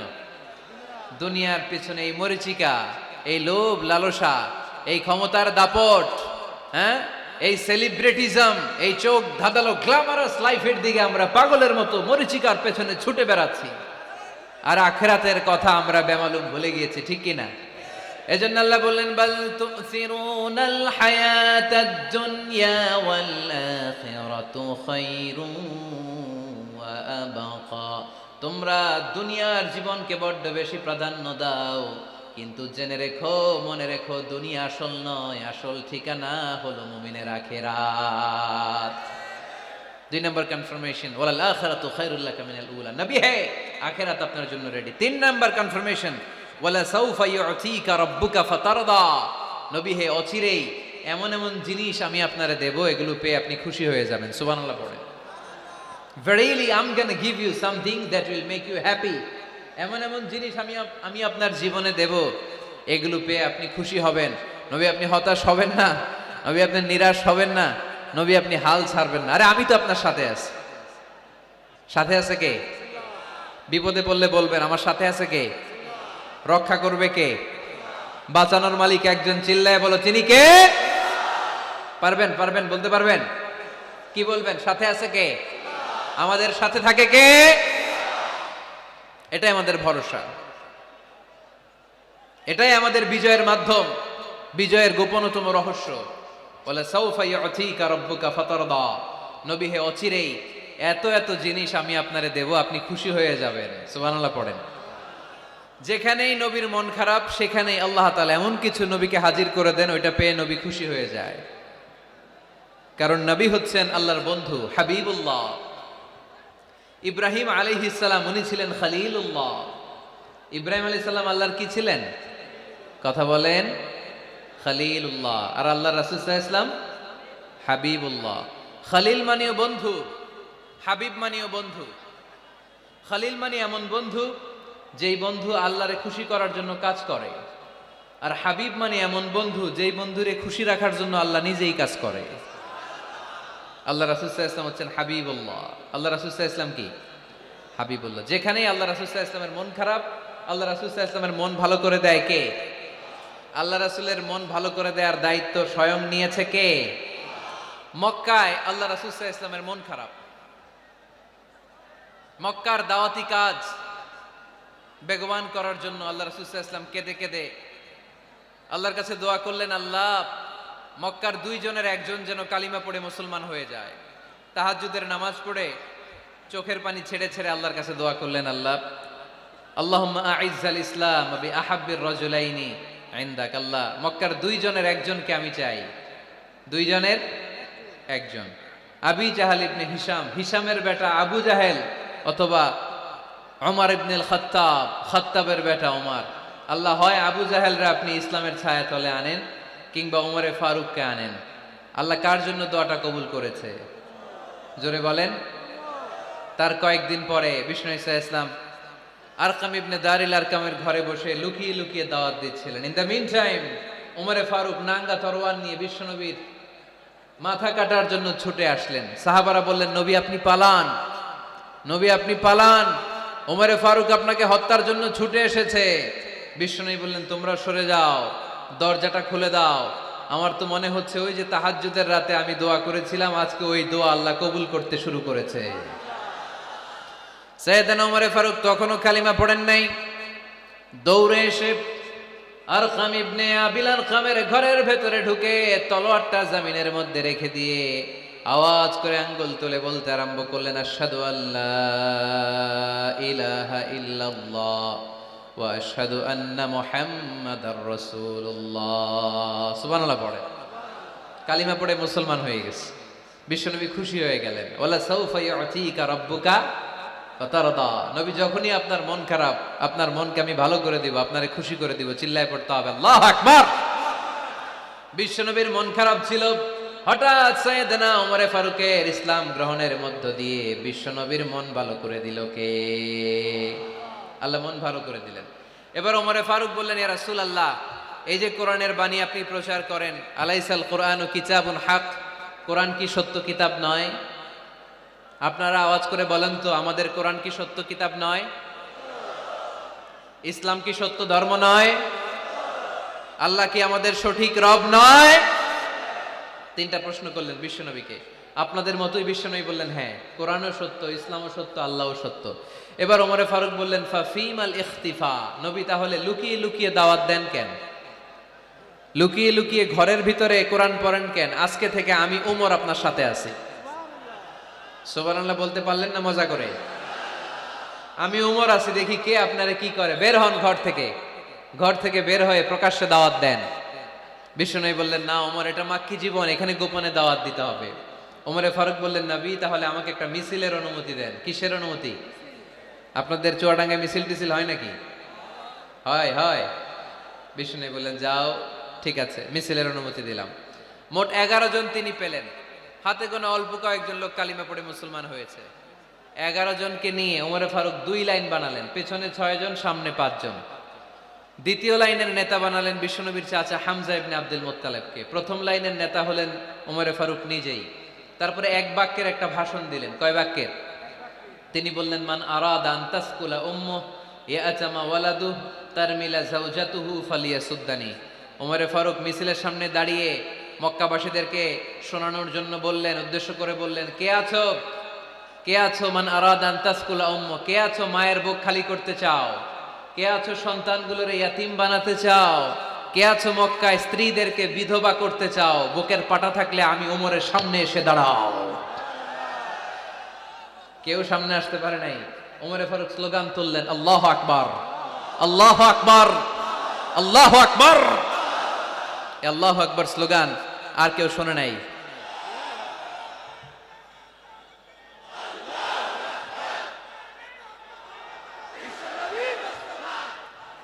বালিশ হইলে খুব ভালো হতো, একটা বালিশ হলে ভালো হতো।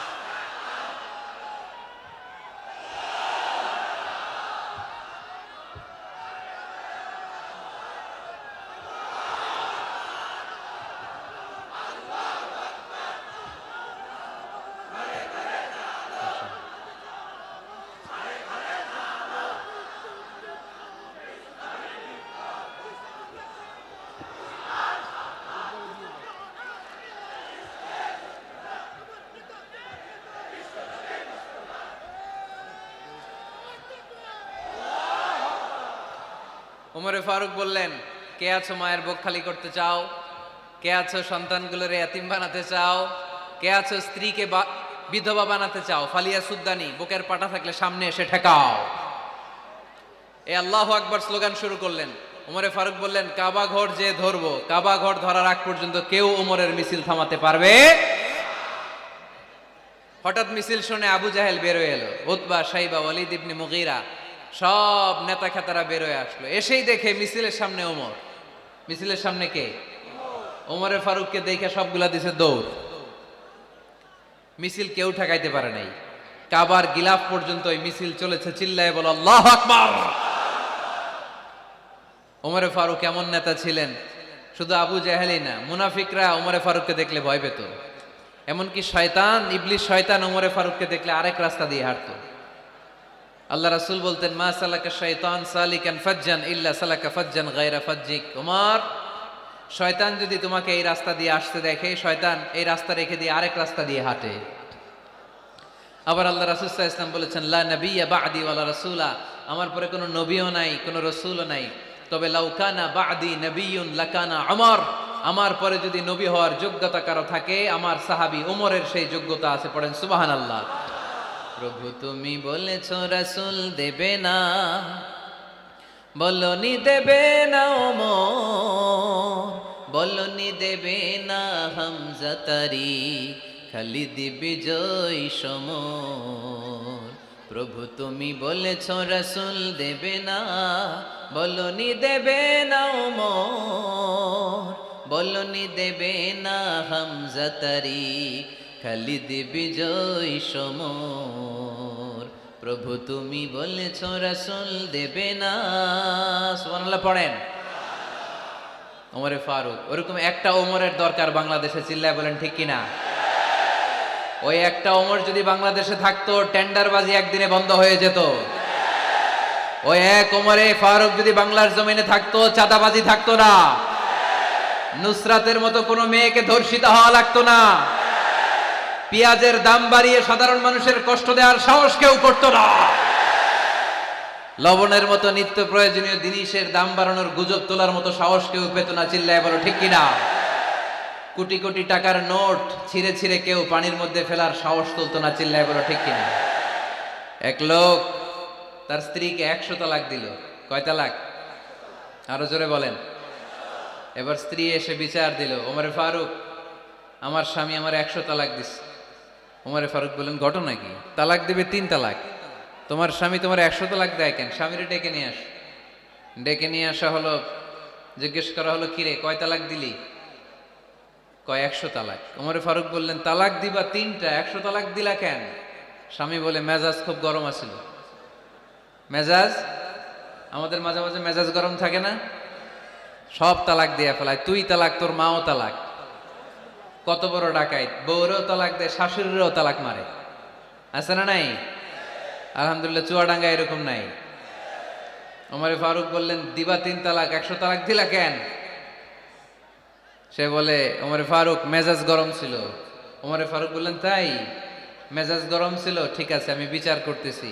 3 তালাকে তোর বউ তালাক, বাকি 97 তালাক তোর পিঠের উপরে পড়বে। এরকম বিচার যদি বাংলার জমিনে থাকতো, কেউ আর এরকম ইসলামের কোনো বিষয় নিয়ে কথা বলার, ধৃষ্টতা দেখানোর সাহস পেত? কোরআনকে গালি দেওয়ার সাহস পেত? আমার নবীর নামে কার্টুন বানানোর সাহস পেত? আমার নবীকে নিয়ে ফিল্ম বানানোর সাহস পেত? বিশ্ব নবীকে গালি দেওয়ার সাহস পেত? ইসলাম নিয়ে কটু কথা বলার সাহস পেত? আমরা সব বিষয়ে কথা শুনতে রাজি। আমার নবীরে গালি দিলে খবর আছে না নাই? আমার নবীর দিকে যদি কেউ বা হাত তুলে তাকায়, ওই বা হাত কেমন করে ভেঙে দিতে হয় সেটাও আমরা জানি। চিল্লায় বলো ঠিক কিনা? ইসলামের বিরুদ্ধে যদি কথা বলে, ওইটা আমরা সহ্য করি না। চিল্লায় বলেন ঠিক কিনা? আমার নবীরে গালি দিলে, আমার কোরআনকে গালি দিলে, আমার আল্লাহরে গালি দিলে, আমার ইসলামকে গালি দিলে আমাদের কলিজায় আগুন ধরে কি ধরে না? নবীকে গালি দিলে কলিজায় আগুন লাগে? কোরআনকে গালি দিলে কলিজায় আগুন লাগে?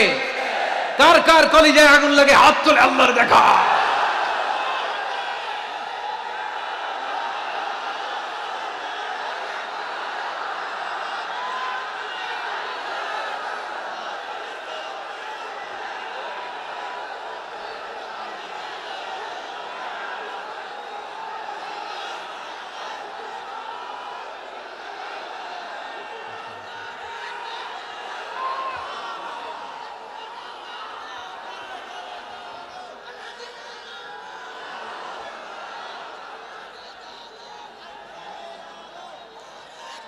আমাদের এই উচ্ছ্বাস, আল্লাহ রাসূলের ভালোবাসা, কোরআনের ভালোবাসা, ইসলামের ভালোবাসা, আল্লাহর জন্য ভালোবাসার এই উচ্ছ্বাস, এই সতেজতাকে আল্লাহ তুমি ইসলামের বিজয়ের জন্য কবুল করে নাও। আমরা একটা ওমরের অপেক্ষায়, চিল্লায় বলেন ঠিক কিনা? ওই ওমরের মতো একটা নেতা হলে বাংলাদেশ সোজা হয়ে যাবে, চিল্লায় বলেন ঠিক কিনা? ওই ইমাম মাহাদির অপেক্ষায় আমরা আছি। 7 বছরের ব্যবধানে, 9 বছরের ব্যবধানে গোটা বিশ্বকে সাম্য, মৈত্রী, ভালোবাসা দিয়ে তিনি এক করে ফেলবেন, চিল্লায় বলে ঠিক কিনা? আমরা সেই ইমাম মাহাদির অপেক্ষায়। একজন ওমরই পারে গোটা বিশ্বটারে শান্তি, সাম্য, মানবতা আর ভ্রাতৃত্বের বন্ধনে অটুট রাখতে। সে ওমরে ফারুক যখন ইসলাম ধর্ম গ্রহণ করলেন, বিশ্বনবীর পেরেশানি দূর করে দিল কে? এজন্য আল্লাহ বললেন, ওয়ালা সাউফা ইউতিকা রাব্বুকা ফাতারদা। ও নবী, অচিরে এমন কিছু আমি আপনারে দান করব, এগুলো পেয়ে আপনি খুশি হয়ে যাবেন। সুবহানাল্লাহ পড়েন। যেখানেই নবী পেরেশান, ওইখানেই নবীর মন ভালো করে দেয় কে?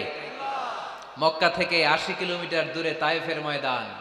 যারা হজ উমরা করেছেন তারা জানেন, প্রায় 80 কিলোমিটার দূর এই তায়েফের ময়দানে বিশ্বনবী পাহাড়ি পথ পাড়ি দিয়ে দাওয়াত দিতে গেলেন। তায়েফের লোকেরা কি নবীর দাওয়াতে সাড়া দিয়েছে? নবীকে পাথর মেরেছে, ঠিক কিনা? রক্তাক্ত করেছে 3টা জায়গায়। কয় জায়গায়? বিশ্বনবীর চাইতে সুন্দর মানুষ পৃথিবীতে ছিল? বিশ্বনবীর চাইতে সুন্দর মানুষ বর্তমানে পৃথিবীতে আছে? আমার নবীর চাইতে সুন্দর কোন সুপুরুষ কিয়ামত পর্যন্ত দুনিয়ায় জন্মগ্রহণ করবে? সাদা ধবধবে স্বচ্ছ শুভ্র মানুষ, এত সুন্দর মানুষ যার নুরানি চেহারা দেখলে মানুষ কালিমা পড়ে মুসলমান হয়ে যেত। বিশ্বনবীর চেহারা দেখে কাফির মুশরিকেরা কালিমা পড়ে মুসলমান হতো। আমার নবীর চেহারার মতো সুন্দর শুভ্র সাবলীল মানুষ দুনিয়ার বুকে দ্বিতীয়টা ছিল না। আমার ওই পেয়ারা নবীর গায়ে পাথর মেরেছে তায়েফের ছেলেরা। আমার নবীকে 3টা জায়গায় রক্তাক্ত করেছে, তারপরেও বিশ্বনবী তায়েফবাসীদের বদদুয়া দেয় নাই। খেয়ে না খেয়ে দিন প্রচারের কাজে নিজেকে দিয়েছ বিলিয়ে, তায়েফের কাফিরেরা চিনল না সে আলো, দুষ্ট ছেলেদের পিছু দিল লেলিয়ে। পাথরের আঘাতে ক্ষত বিক্ষত হয়ে সারা শরীর থেকে রক্ত ঝরে। এ রাসূল, তোমাকে ভুলি আমি কেমন করে? এ রাসূল, তোমাকে ভুলি আমি কেমন করে? হাজার ব্যথা বেদনার পরে ফিরে আসনি তুমি আপন ঘরে, দিনের আলো তুমি ছড়িয়ে দিতে চলে গেলে মদিনায় মক্কা ছেড়ে। এ রাসূল, তোমাকে ভুলি আমি কেমন করে? এ রাসূল, তোমাকে ভুলি আমি কেমন করে? ঠিক কিনা? ওই নবীকে ভোলা সম্ভব? ওই নবীর ভালোবাসা আমাদের হৃদয়ে আছে না নাই? বিশ্ব নবীকে 3টা জায়গায় আঘাত করল। এত শুভ্র সাবলীল সাদা দেহটা ছিঁড়ে ছিঁড়ে রক্ত বের হলো। বিশ্বনবী তায়েফবাসীদেরকে বদদুয়া দেয় নাই। বিশ্বনবী তায়েফবাসীদেরকে কোরআনের দাওয়াত দিতে গেলেন, তারা কোরআনের দাওয়াত মেনে নেয় নাই। বিশ্বনবী ওযু করলেন, গায়ের রক্তগুলোকে মুছে মুছে ফজরের সময় খেজুর বাগানের সামনে দাঁড়িয়ে ফজরের নামাজ শুরু করে দিলেন। বিশ্বনবী মন্ত্রমুগ্ধকর কণ্ঠ দিয়ে তেলাওয়াত করতে শুরু করলেন। ইন দ্য মিন টাইম বিশ্বনবীর পেছন থেকে একদল জিন বিশ্বনবীর কণ্ঠের কোরআন তেলাওয়াত শুনে কালিমা পড়ে মুসলমান হয়ে গেল। ফজরের সালাত শেষে আল্লাহ বিশ্বনবীর ডেকে বললেন, নবী আপনার মন খারাপ কেন? জিব্রাইল মারফত জানিয়ে দিলেন মন খারাপ কেন? বিশ্বনবী বললেন, 80 মাইল পথ পাড়ি দিয়ে তায়েফের ছেলেদেরকে দাওয়াত দিতে এলাম, তারা আমার দাওয়াত কবুল করে নাই। শুধু দাওয়াত প্রত্যাখ্যান করলে চলতো, আমাকে মেরে রক্তাক্ত করে তায়েফের জমিনকে লাল করে দিয়েছে। একটা ছেলে যদি কালিমা পড়তো আমার কলিজাটা ঠান্ডা হতো, আমার পরানটা ঠান্ডা হয়ে যেত। একটা ছেলেও কালিমা পড়ে নাই, পাথর মেরে আমারে রক্তাক্ত করেছে। কি ছিল আমার অপরাধ? ওদেরকে জাহান্নামের আগুন থেকে বাঁচানোর জন্য আমি তায়েফে এসেছি, একটা লোক আমার ডাকে সাড়া দেয় নাই। বিশ্বনবীর মন খারাপ। আল্লাহ ডেকে বললেন, নবী মন খারাপ করবেন না, হতাশ হবেন না। আপনি জানেন না, আপনি দেখেন নাই, আমি আল্লাহ দেখেছি। আপনি যখন দাঁড়িয়ে দাঁড়িয়ে ফজরের নামাজের তেলাওয়াত করছিলেন, আপনার সুমধুর কণ্ঠের তেলাওয়াত শুনে একদল জিন কালিমা পড়ে মুসলমান হয়েছে। سمعنا قرآنا عجبا يهدي إلى الرشد فآمنا به। বিশ্বনবী যখন কালামুল্লাহ মাজিদ থেকে দাঁড়িয়ে দাঁড়িয়ে তেলাওয়াত করছিল, জিন জাতি বিশ্বনবীর কণ্ঠের তেলাওয়াত শুনে পাগল হয়ে গেল। জিনেরা এরকম বাক্য শুনে নাই এর আগে। জিনেরা মিলাই, কিরে এটা তো কোনো মন্ত্র না। জিনেরা মিলাই, কিরে এটা তো কবিতা না। এত সুন্দর কথা কার বাণী? এটা আল্লাহর বাণী ছাড়া অন্য কোনো বাণী হতে পারে না। এই সুন্দর বাণী শুনে তারা কালিমা পড়ে মুসলমান হয়ে গেল। আল্লাহ বিশ্বনবীর আশ্বস্ত করলেন, নবী আপনার কষ্ট বৃথা যায় নাই। মুমিনের কষ্ট কি কখনো বৃথা যায়? আওয়াজ করে বলো, বৃথা যায়। নবী আপনি দাওয়াত দিতে এসেছিলেন দৃশ্যমান এক জাতি, মানব জাতিকে, তায়েফের মানব জাতিকে দাওয়াত দিতে এসেছেন। ওরা দাওয়াত কবুল করে নাই তো কি হয়েছে? অদৃশ্য জাতি, জিন জাতি কালিমা পড়ে মুসলমান হয়ে গিয়েছে। ওয়ালা সাউফা ইউতিকা রাব্বুকা ফাতারদা। নবী অচিরেই এমন এমন সুসংবাদ আপনারে শোনাবো, আপনি খুশি হয়ে যাবেন। বিশ্বনবী যখন শুনলেন তায়েফবাসী কালিমা পড়ে নাই, কি হয়েছে? জিন জাতি তো পড়ছে। বিশ্বনবী আবার খুশি হয়ে গেলেন। সুবহানাল্লাহ পড়ে। এইভাবে বিশ্বনবীর মন খারাপ হলে বিশ্বনবীর মন ভালো করে দেয় কে?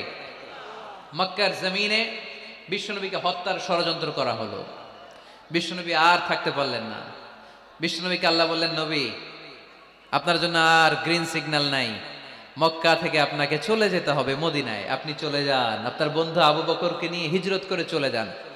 বিশ্বনবী চলে যাচ্ছিলেন আর মক্কার দিকে তাকিয়ে চোখের পানি ছাড়ছিলেন আর বলছিলেন, মক্কা তো হাব্বুল বিলাদ ইলাইয়া, মক্কা আমার কাছে সবচাইতে শ্রেষ্ঠ শহর।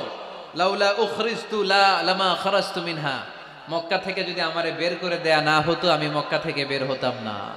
আমার কথা কি আপনারা শুনতেছেন? অনেক রাত হয়েছে, এবার শেষ করে দেই। এত লোক যেতে কয়েক ঘন্টা লাগবে, পুরো চুয়াডাঙ্গা জেলা জ্যাম হয়ে যাবে। শেষ করে দিব নাকি আরো 2-1 মিনিট শুনবেন? শুনবেন? ঠিক আছে, তাহলে বসুন।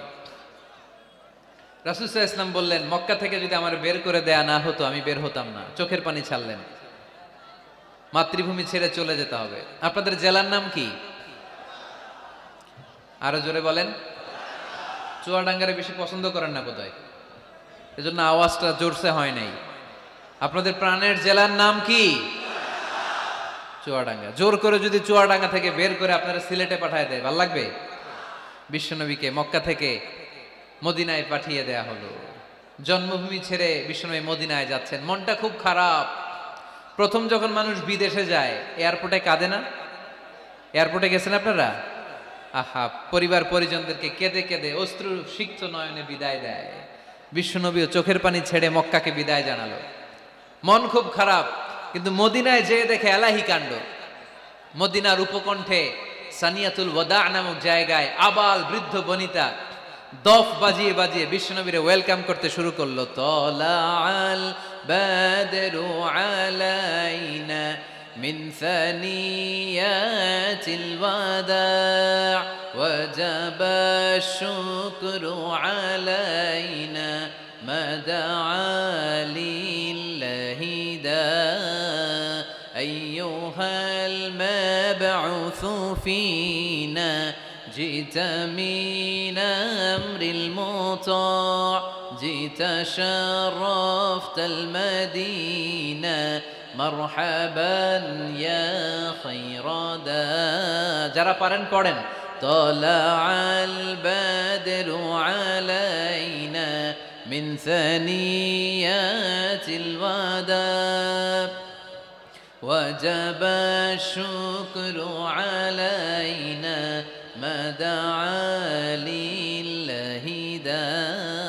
পড়েন না আল্লাহু আকবার।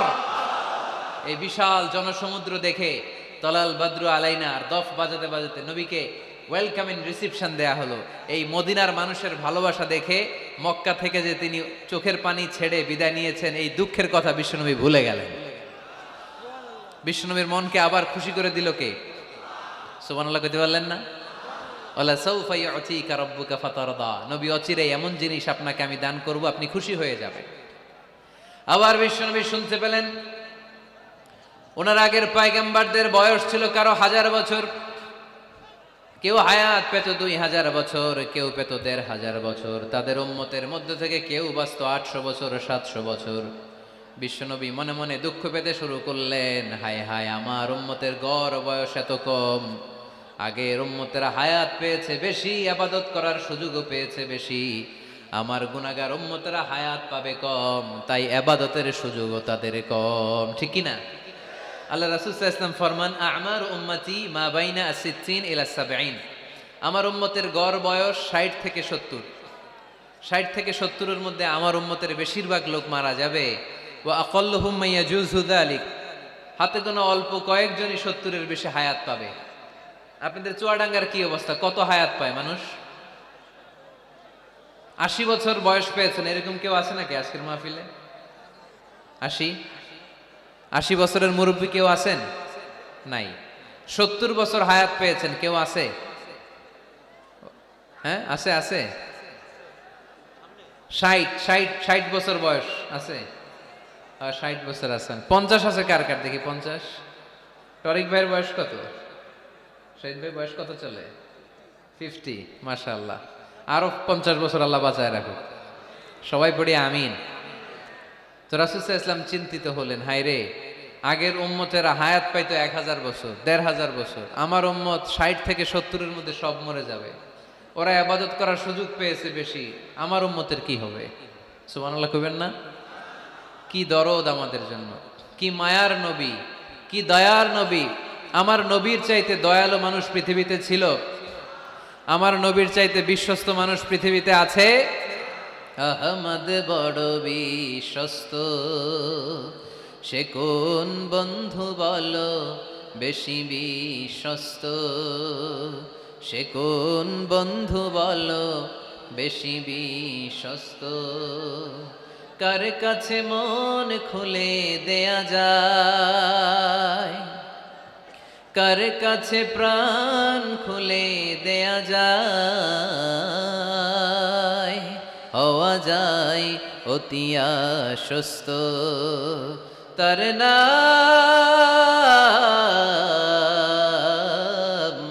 আহমদ বড় বিশ্বস্ত।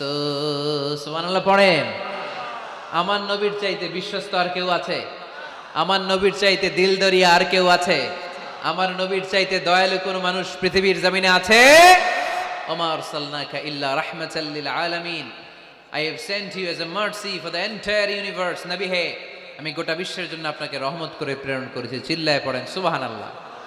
আবার বিশ্বনবী ফরমান, লিকুল্লি নবিয়্যিন দাওয়া মুস্তাজাবা, দুনিয়ার সব নবীকে আল্লাহ একটা করে বিশেষ দোয়া করার সুযোগ দিয়েছে, এই দোয়াটা করার সাথে সাথে এই দোয়াটা আল্লাহ কবুল করে নিয়েছে। আর দুনিয়ার বুকে যত নবী এসেছিল সব নবীরা তাদের দোয়াটা দুনিয়ায় শেষ করে ফেলেছে। ওয়া ইন্নী আখতাবিউ দাওয়াতি শাফাআতান লিউম্মতি ইয়াউমাল কিয়ামা, কিন্তু আমি আমার স্পেশাল দোয়াটা দুনিয়ার বুকে করি নাই, আমি কিয়ামতের দিন আমার উম্মতদেরকে সুপারিশ করার জন্য স্পেশাল দোয়াটা রেখে দিয়েছি। আমার নবী দোয়াটা রেখে দিয়েছে আমার জন্য, আপনার জন্য, আমাদের জন্য। বিশ্বনবী দোয়াটা করে নাই। সব নবী আল্লাহর পক্ষ থেকে কয়টা দোয়া পাইছে স্পেশাল?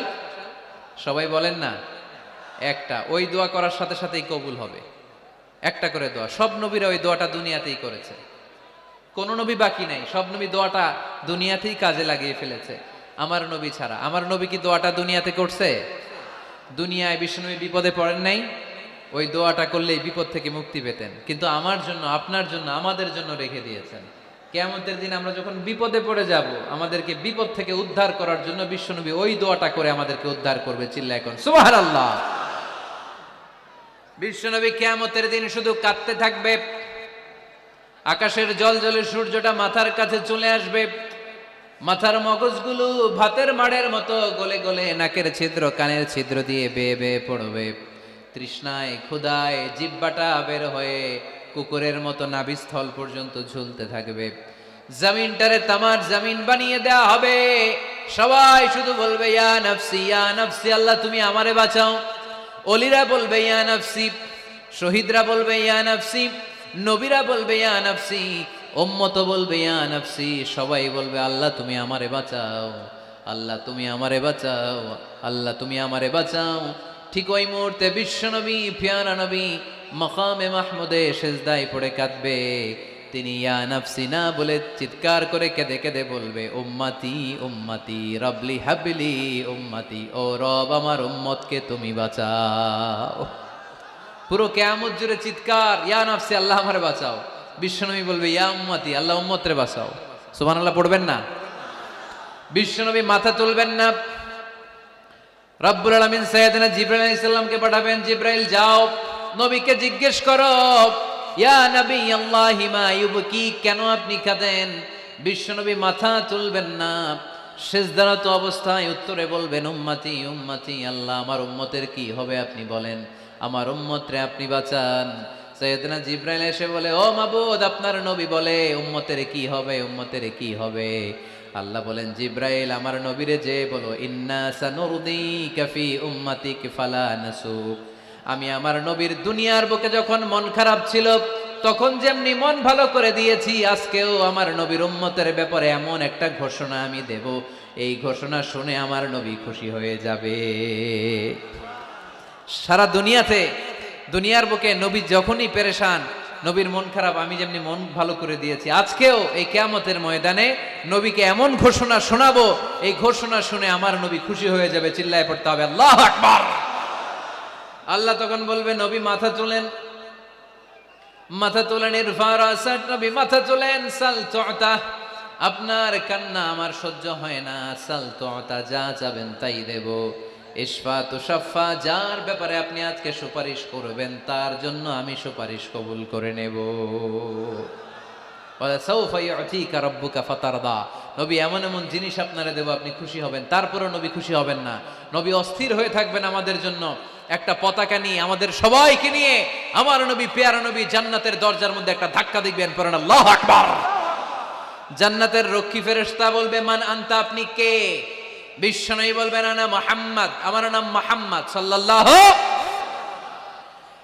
মুহাম্মদ শোনার পরে গার্ড অফ অনার দিয়ে বিশ্বনবীর জন্য জান্নাতের বিশাল দরজাগুলো খুলে দেয়া হবে।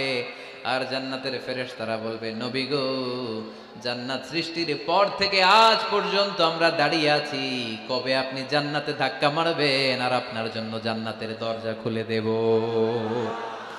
আপনার আগে যেন কারো জন্য জান্নাতের দরজা খোলা না হয়, এ ব্যাপারে আমাদেরকে কঠোর নির্দেশনা দিয়েছে কে?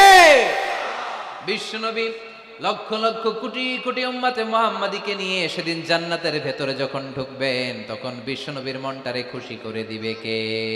ওয়ালা সাউফা ইউতিকা রাব্বুকা ফাতারদা, নবী হে এমন এমন জিনিস আপনারে আমি দান করব, আপনি খুশি হয়ে যাবেন। তার মানে মন খারাপ হলে নবীর মন ভালো করে কে? জোরে বলতে হবে। আপনারা ঘুমায় গেছেন, ঘুম ধরছে, কষ্ট হচ্ছে, ঝিমায়ে পড়েছে মুসলমান, চিল্লায় পড়েন লিল্লাহে তাকবীর, লিল্লাহে তাকবীর, লিল্লাহে তাকবীর। এরপরে নবীর আল্লাহ স্মরণ করে দিচ্ছেন আলাম ইয়াজিদিকা ইয়াতীমান ফাআওয়া ওয়া ওয়াজাদাকা দাল্লান ফাহাদা। নবী গো, আমি কি আপনার ইয়াতিম পাই নাই, তারপরে আমি কি আপনার লালন পালনের ব্যবস্থা করি নাই? সুবহানাল্লাহ পড়েন। আমার নবী ইয়াতিম হয়ে বড় হয়েছে, জানেন? ইয়াতিম হয়ে লালিত পালিত হয়েছেন। তিনি যখন মায়ের পেটে বিশ্বনবীর বাবাকে নিয়ে গিয়ে তুলে নিয়েছে কে? 6 বছর বয়সে মাকে তুলে নিল কে? দাদা আব্দুল মুত্তালিবের কাছে লালিত পালিত হলেন। 8 বছর বয়সে দাদাকেও নিয়ে গেল কে? এরপরে ইয়াতিম নবী চাচার কাছে লালিত পালিত হলেন। সুবহানাল্লাহ পড়েন। এজন্য আল্লাহ বললেন আওয়া আলাম ইয়াজিদিকা ইয়াতীমান ফাআওয়া, নবী হে আমি কি আপনার ইয়াতিম পাই নাই, আর আপনারে কি আমি আপনার চাচার কাছে লালন পালনের ব্যবস্থা করে দেই নাই? তো এই ছোট্টবেলায় আপনি ইয়াতিম, আপনারা দেখার কেউ নাই, তখন যদি আমি আপনারা সাহায্য করতে পারি, ওই আল্লাহ এখনো আসিনা নাই? বিপদের কালে আমার নবীরে সাহায্য করে উত্তরণের ব্যবস্থা করেছে যে, মুসলমানদের এই ক্রান্তি লগ্নে মুসলমানদের সংকট দূর করার জন্য আমার আল্লাহর রহমত আজও আছে না নাই? পরীক্ষা দিতে হবে আমাদের। পরীক্ষায় পাশ করতে হবে। ওয়ালা তাহিনু ওয়ালা তাহজানু ওয়া আনতুমুল আ'লাউনা ইন কুনতুম মুমিনিন। ভয় পেও না, নিরাশ হয়ো না, হতাশ হয়ো না, বিজয় তোমাদেরই হবে যদি মুমিন হও। চিল্লায় বলেন ঠিক কি না? আলাম ইয়াজিদকা ইয়াতীমান ফাআওয়া, নবী আপনার ইয়াতীম হিসেবে পেয়েছি, তখন আপনারে আশ্রয় দিয়েছি। তারপরে আল্লাহ বললেন ওয়াওয়াজাদাকা দাল্লান ফাহাদা, আপনারে আমি দল্লান হিসেবে পেয়েছি, তারপরে রাস্তা দেখিয়েছি। আপনি রাস্তা খুঁজছিলেন। দল্লুন শব্দের অর্থ গোমরা, পথহারা, কিন্তু রাসূল সাল্লাল্লাহু আলাইহি ওয়াসাল্লামের ক্ষেত্রে এই অর্থ করা যাবে না। আমার নবী গোমরা ছিলেন না, আমার নবী পথভ্রষ্ট ছিলেন না। যদিও অফিসিয়ালি আমার নবী 40 বছর বয়সে নবী হয়েছেন, কিন্তু 40 বছরের আগের জীবনীটাও আমাদের জন্য অনুপম আদর্শ আর নমুনা। চিল্লায় বলেন ঠিক কি না? 40 বছর আগেও নবী সত্য কথা বলতেন, 40 বছর আগে তিনি দান করতেন, নবী হওয়ার আগেও তিনি আত্মীয়দের সাথে সুসম্পর্ক রাখতেন, মানুষের বোঝা বইয়ে দিতেন। সত্য যেখানে বিপন্ন, সাহসী সৈনিক হয়ে বিশ্বনবী দাঁড়িয়ে যেতেন। চিল্লায় এখন ঠিক কি না? এজন্য আল্লাহ বললেন ওয়াওয়াজাদাকা দাল্লান ফাহাদা, নবী আপনি পথ খুঁজছিলেন, আমি আপনারে পথ দেখিয়েছি। আমাদেরকে পথ দেখায় কে? রাসূল সাল্লাল্লাহু আলাইহি ওয়াসাল্লাম মহাসত্যের অনুসন্ধান করছিলেন। দল্লান অর্থ এখানে পথহারা পথিকের মতো আপনি খুঁজছিলেন, কই যাবেন, ডানে না বায়ে। মাঝে মাঝে আমাদের এরকম হয় না, চুয়াডাঙ্গা থেকে কুষ্টিয়ায় কি এই রাস্তায় যায় না এইটায় যায়, বুঝতে পারতেছি না তো। অনেক রাতে যদি রওনা দেন, কেউ বলারও নাই, দেখা দেওয়ার মতো কেউ নাই, বাজার টাজার বন্ধ, মাঝে মাঝে আমরা ঝামেলায় পড়ে যাই। আমরা যারা বক্তা, আমরা ঝামেলায় পরিবেশ। অনেক রাতে রাতে বাড়িতে ফিরি, এই জেলা থেকে ওই জেলায়, রাত 3টার দিকে, লোক নাই, ডানে যাবো না বায়ে যাবো। পুলিশ ভাইরা মাঝে মাঝে সহায়তা করে, অনেক সময় পুলিশও নাই, তখন ভরসা একজনের উপর, তিনি কে? তো রাসূল সাল্লাল্লাহু আলাইহি ওয়াসাল্লাম সত্যের পথ খুঁজছিলেন, ডানে না বায়ে। আল্লাহ বললেন বায়ে না, ডানে যান। ফাহাদা, আল্লাহ হেদায়েতের রাস্তায় তুলে দিলেন। সুবহানাল্লাহ পড়েন। আমরা যদি পথ ভুলে যাই, আমাদের পথ দেখায় কে? সবাই বলেন আমাদের পথ দেখায় কে? আমি যদি কোনদিন পথ ভুলে যাই, হাত ছানি দিয়ে কাছে নিও, মমতার বন্ধনে আমায় বেঁধে সব ভুল ক্ষমা করে দিও। পড়েন, আমি যদি কোনদিন পথ ভুলে যাই, হাত ছানি দিয়ে কাছে নিও, মমতার বন্ধনে আমায় বেঁধে সব ভুল ক্ষমা করে দিও। পড়েন আমিন। আমাদের পথ দেখায় কে? আমরা প্রতিদিন পড়ি ইহদিনাস সিরাতাল, সবাই পড়েন ইহদিনাস সিরাতাল। ও আল্লাহ আমাদেরকে সরল সঠিক পথ দেখাও। আল্লাহ বললেন নবী আপনাকে আমি পথ দেখিয়েছি। এরপর আল্লাহ বললেন ওয়াজাদাকা আইলান ফাআগনা, নবী আপনি ছিলেন নিঃস্ব, আপনার টাকা পয়সা ছিল না। খাদিজার সাথে বিয়ে দেওয়ার মাধ্যমে আমি আপনার নিঃস্বতা দূর করে ধনী বানিয়ে দিয়েছি। সুবহানাল্লাহ পড়েন।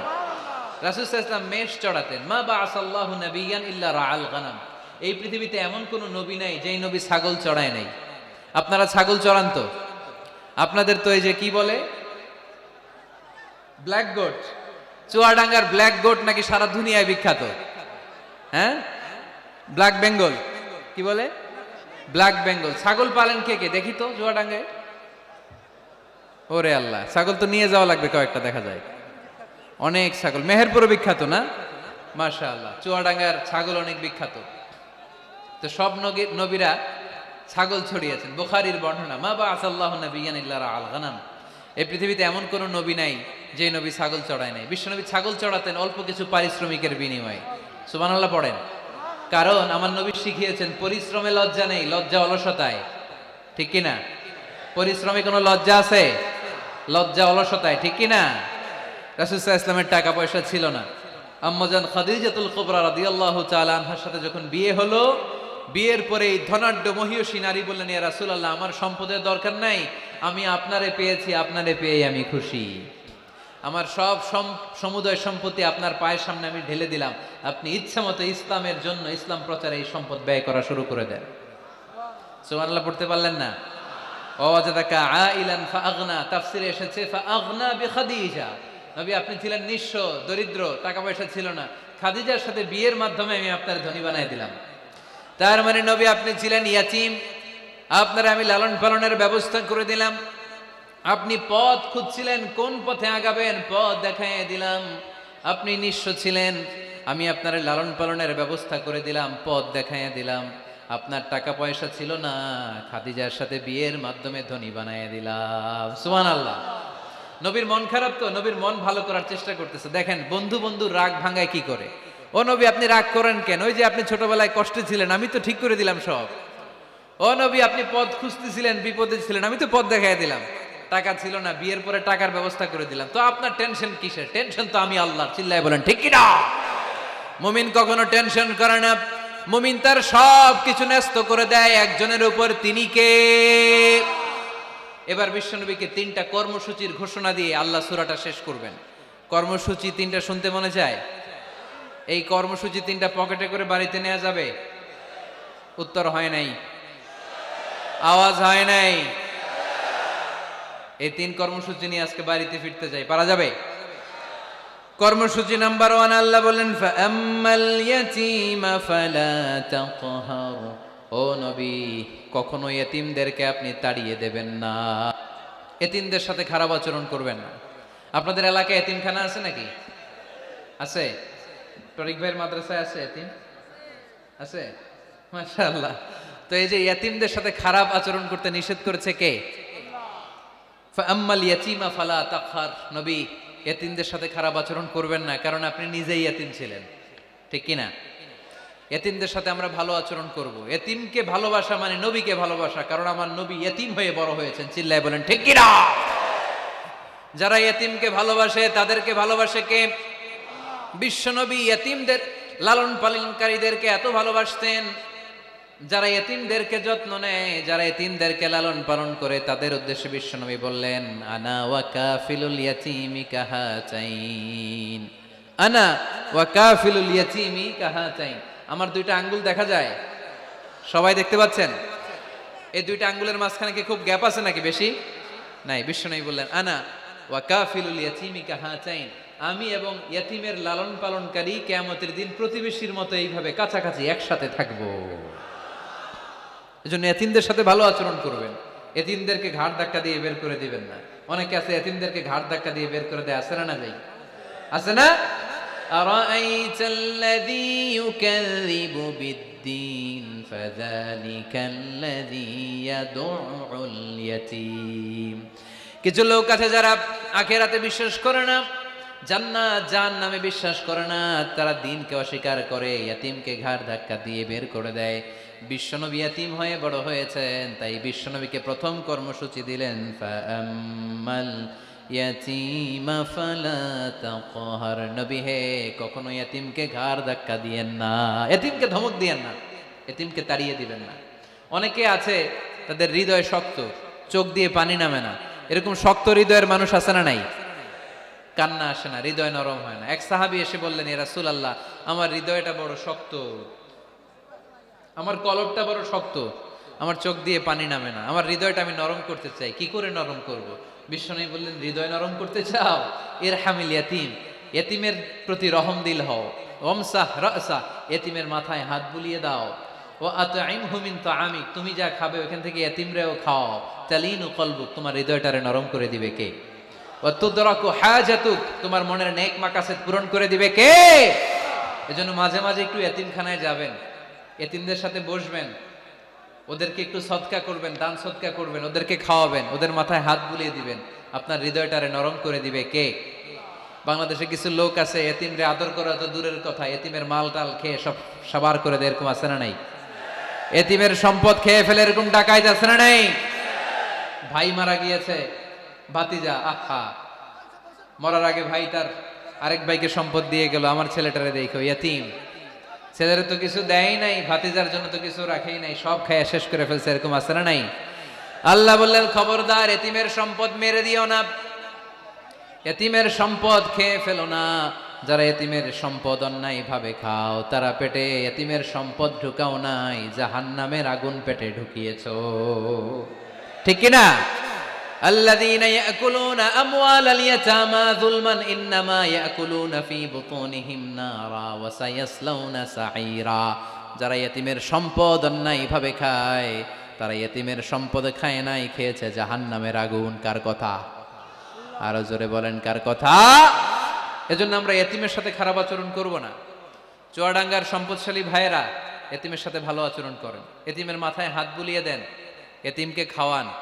এতিমরে ভালোবাসা মানে আমার নবীরে ভালোবাসা, কারণ আমার নবী এতিম ছিলেন, ঠিক কি না? প্রথম কর্মসূচি এতিমদের যত্ন নিও। দ্বিতীয় কর্মসূচি ওয়া আম্মাস সাইলা ফালা তানহার। নবী হে, 2 নাম্বার কর্মসূচি, ভিক্ষুককে ধমক দিয়ে কখনো তাড়িয়ে দিও না। সুবহানাল্লাহ পড়েন। ভিক্ষুককে তাড়িয়ে দেয়া যাবে? দিতে না পারলে, আপনার কাছে না থাকলে ভদ্রভাবে বলবেন ভাই নাই, কিন্তু ধমক দিবেন কোনোদিন? দরজায় এসে যদি দাঁড়ায়, কিছু টাকা দেন, কিছু চাইল দেন, 2টা ডিম দেন, ধমক দিবেন? ধমক দিবেন? আপনারা বাড়িওয়ালা বানাইছে কে? উত্তর দেন না কেন? বাড়িওয়ালা বানাইছে কে? ওকে ভিক্ষুক বানিয়েছে কে? ওকে বাড়িওয়ালা বানিয়ে আপনারও ভিক্ষুক বানাতে পারতো কে? গাড়ি দিয়ে আমরা রাস্তায় ছুটি, জ্যামের মাঝখানে যখন আটকায় অনেকে এসে টাকা চায়, সুযোগ হইলে দিয়েন, ধমক দিয়েন না, মনে কষ্ট দিয়েন না, খবরদার। এতিমের মনে যদি কষ্ট লাগে, আপনার দুনিয়াও শেষ, আখিরাতও শেষ, ঠিক কি না? খবরদার, যারা ফরিয়াদি, যারা সাইল, যারা ভিক্ষুক, যারা হাত পাতে, তাদের সাথে খারাপ আচরণ করো না। নবী হে, তাদেরকে ধমক দিও না। তোমার গাড়ি যখন জ্যামের মধ্যে আটকে যায়, পথবঞ্চিত শিশুরা, পথশিশুরা, সুবিধা বঞ্চিত শিশুরা গ্লাসের সামনে এসে নক করে, বলে স্যার 2টা টাকা দেন, কিছু খাবার দেন, কিছু খাই নাই, যদি পারেন দিয়ে দেন, ধমক দিয়েন না। কারণ ওরে পথশিশু বানাইছে কে? রাস্তার ফকির বানাইছে কে? আপনাকে গাড়িতে বসে আরাম করার সুযোগ দিল কে? ওরে গাড়িতে বসানোর সুযোগ আল্লাহর আছে না নাই? আর আপনারে ভাঙ্গা থালা হাতে দিয়ে রাস্তায় নামাইতে আল্লাহর কয় ঘন্টা লাগে? চিল্লায় বলো মুসলমান, কয় ঘন্টা লাগে? 1 সেকেন্ডও লাগে না। এজন্য ওয়া আম্মাল ইয়াতীমা ফালা তাকহার ওয়া আম্মাস সাইলা ফালা তানহার। এতিমকে গলা ধাক্কা দিয়ে বের করে দিও না, আর ফরিয়াদিকে তাড়িয়ে দিও না, খবরদার। সব শেষে আল্লাহ বললেন ওয়া আম্মা বিনিআমাতি রাব্বিকা ফাহাদ্দিস। নবী হে, আল্লাহর যত নিয়ামত আপনি পেয়েছেন, নিয়ামতগুলোর বর্ণনা করে দেন। সুবহানাল্লাহ পড়েন। ওয়া আম্মা বিনিআমাতি রাব্বিকা ফাহাদ্দিস, আপনার রবের দেয়া নেয়ামতের বর্ণনা করেন। আল্লাহ যে নেয়ামত দিয়েছে এটা বর্ণনা করলে দোষ নাই। আল্লাহ আপনারে টাকা দিয়েছে, আপনি শুকরিয়া করেন আর বলেন আলহামদুলিল্লাহ, আল্লাহ দিছে আমারে, এটাতে কোনো গুনাহ আছে? না, বরং আল্লাহ আদেশ করেছে, ইন্নাল্লাহা ইউহিব্বু আইয়ারা আসারা নি'মাতিহি আলা আবদি। আল্লাহ তাআলা তার বান্দাকে কি নেয়ামত দিল তার একটা নমুনা আল্লাহ তার বান্দার মধ্যে দেখতে চায়। আপনি কোটি টাকার মালিক, আপনি ছিঁড়া কাপড় পরতে পারবেন? আপনি কিপটামি করলে কি আল্লাহ খুশি হবে? না। আপনি যদি ধনী হন, আপনার পোশাকে, আশাকে, চলনে, বচনে ওই ধনীর একটা পরিচয় থাকতে হবে। আপনি বলবেন আল্লাহ আমাকে গাড়ি দিয়েছে, আলহামদুলিল্লাহ, শুকরিয়া করবেন। আল্লাহ আমাকে বাড়ি দিয়েছে, শুকরিয়া করবেন কার? নেয়ামত করলে বাড়িয়ে দেয় কে? নেয়ামতের শুকরিয়া যখন আদায় করা কোনো বান্দা শুরু করে দেয়, নেয়ামতের বাড়ি ধারা আরো বাড়িয়ে দেয় কে? লা ইন শাকারতুম লা আযীদান্নাকুম, যদি শুকরিয়া করো আমি বাড়িয়ে দেব। ওয়ালা ইন কাফারতুম ইন্না আযাবি লাশাদীদ, আর যদি নাশুকরি করো জেনে রেখো তা আমার আযাব, আমার গজব, আমার শাস্তি, আমার পানিশমেন্ট বড় কঠিন। ওয়া আম্মা বিনিআমাতি রাব্বিকা ফাহাদ্দিস। 3 নাম্বার কর্মসূচি, হে নবী, আপনি নিয়ামতের শুকরিয়া করার পাশাপাশি নিয়ামতের বর্ণনা দেন। কি নিয়ামত আপনি পেয়েছেন এটা আপনি বলে বেড়ান, আর শুকরিয়া করবেন একজনের, তিনি কে? তাহলে প্রথম কর্মসূচি ছিল ইয়াতিমের সাথে ভালো আচরণ করতে হবে, ঠিক কিনা? চুয়াডাঙ্গার ভাইয়ের, আমরা কি ইয়াতিমের সাথে আজ থেকে ভালো আচরণ করতে পারবো? 2 নাম্বার কর্মসূচি, ভিক্ষুককে তাড়িয়ে দেয়া যাবে না, ধমক দেয়া যাবে না। আর কোনোদিন কোনো ফরিয়াদিকে, কোনো ভিক্ষুককে কি আমরা ধমক দেব? 3 নাম্বার, বিপদে আপদে সব সময় শুকরিয়া করবো একজনের, তিনি কে? এই সূরা দোহা আমাদের জন্য যে মেসেজ বা শিক্ষা রেখে যায় সেটা হচ্ছে কখনো হতাশ হওয়া যাবে না, কখনো নিরাশ হওয়া যাবে না। চুয়াডাঙ্গের ছেলেরা, কখনো হাল ছেড়ে দেয়া যাবে না। মুমিন ভরসা রাখে একজনের উপর, চিল্লায় বলতে হবে তিনি কে? আল্লাহ আমাদের সবাইকে কথাগুলো বুঝার ও আমল করার তৌফিক দান করুক। আমরা পড়ি আমিন।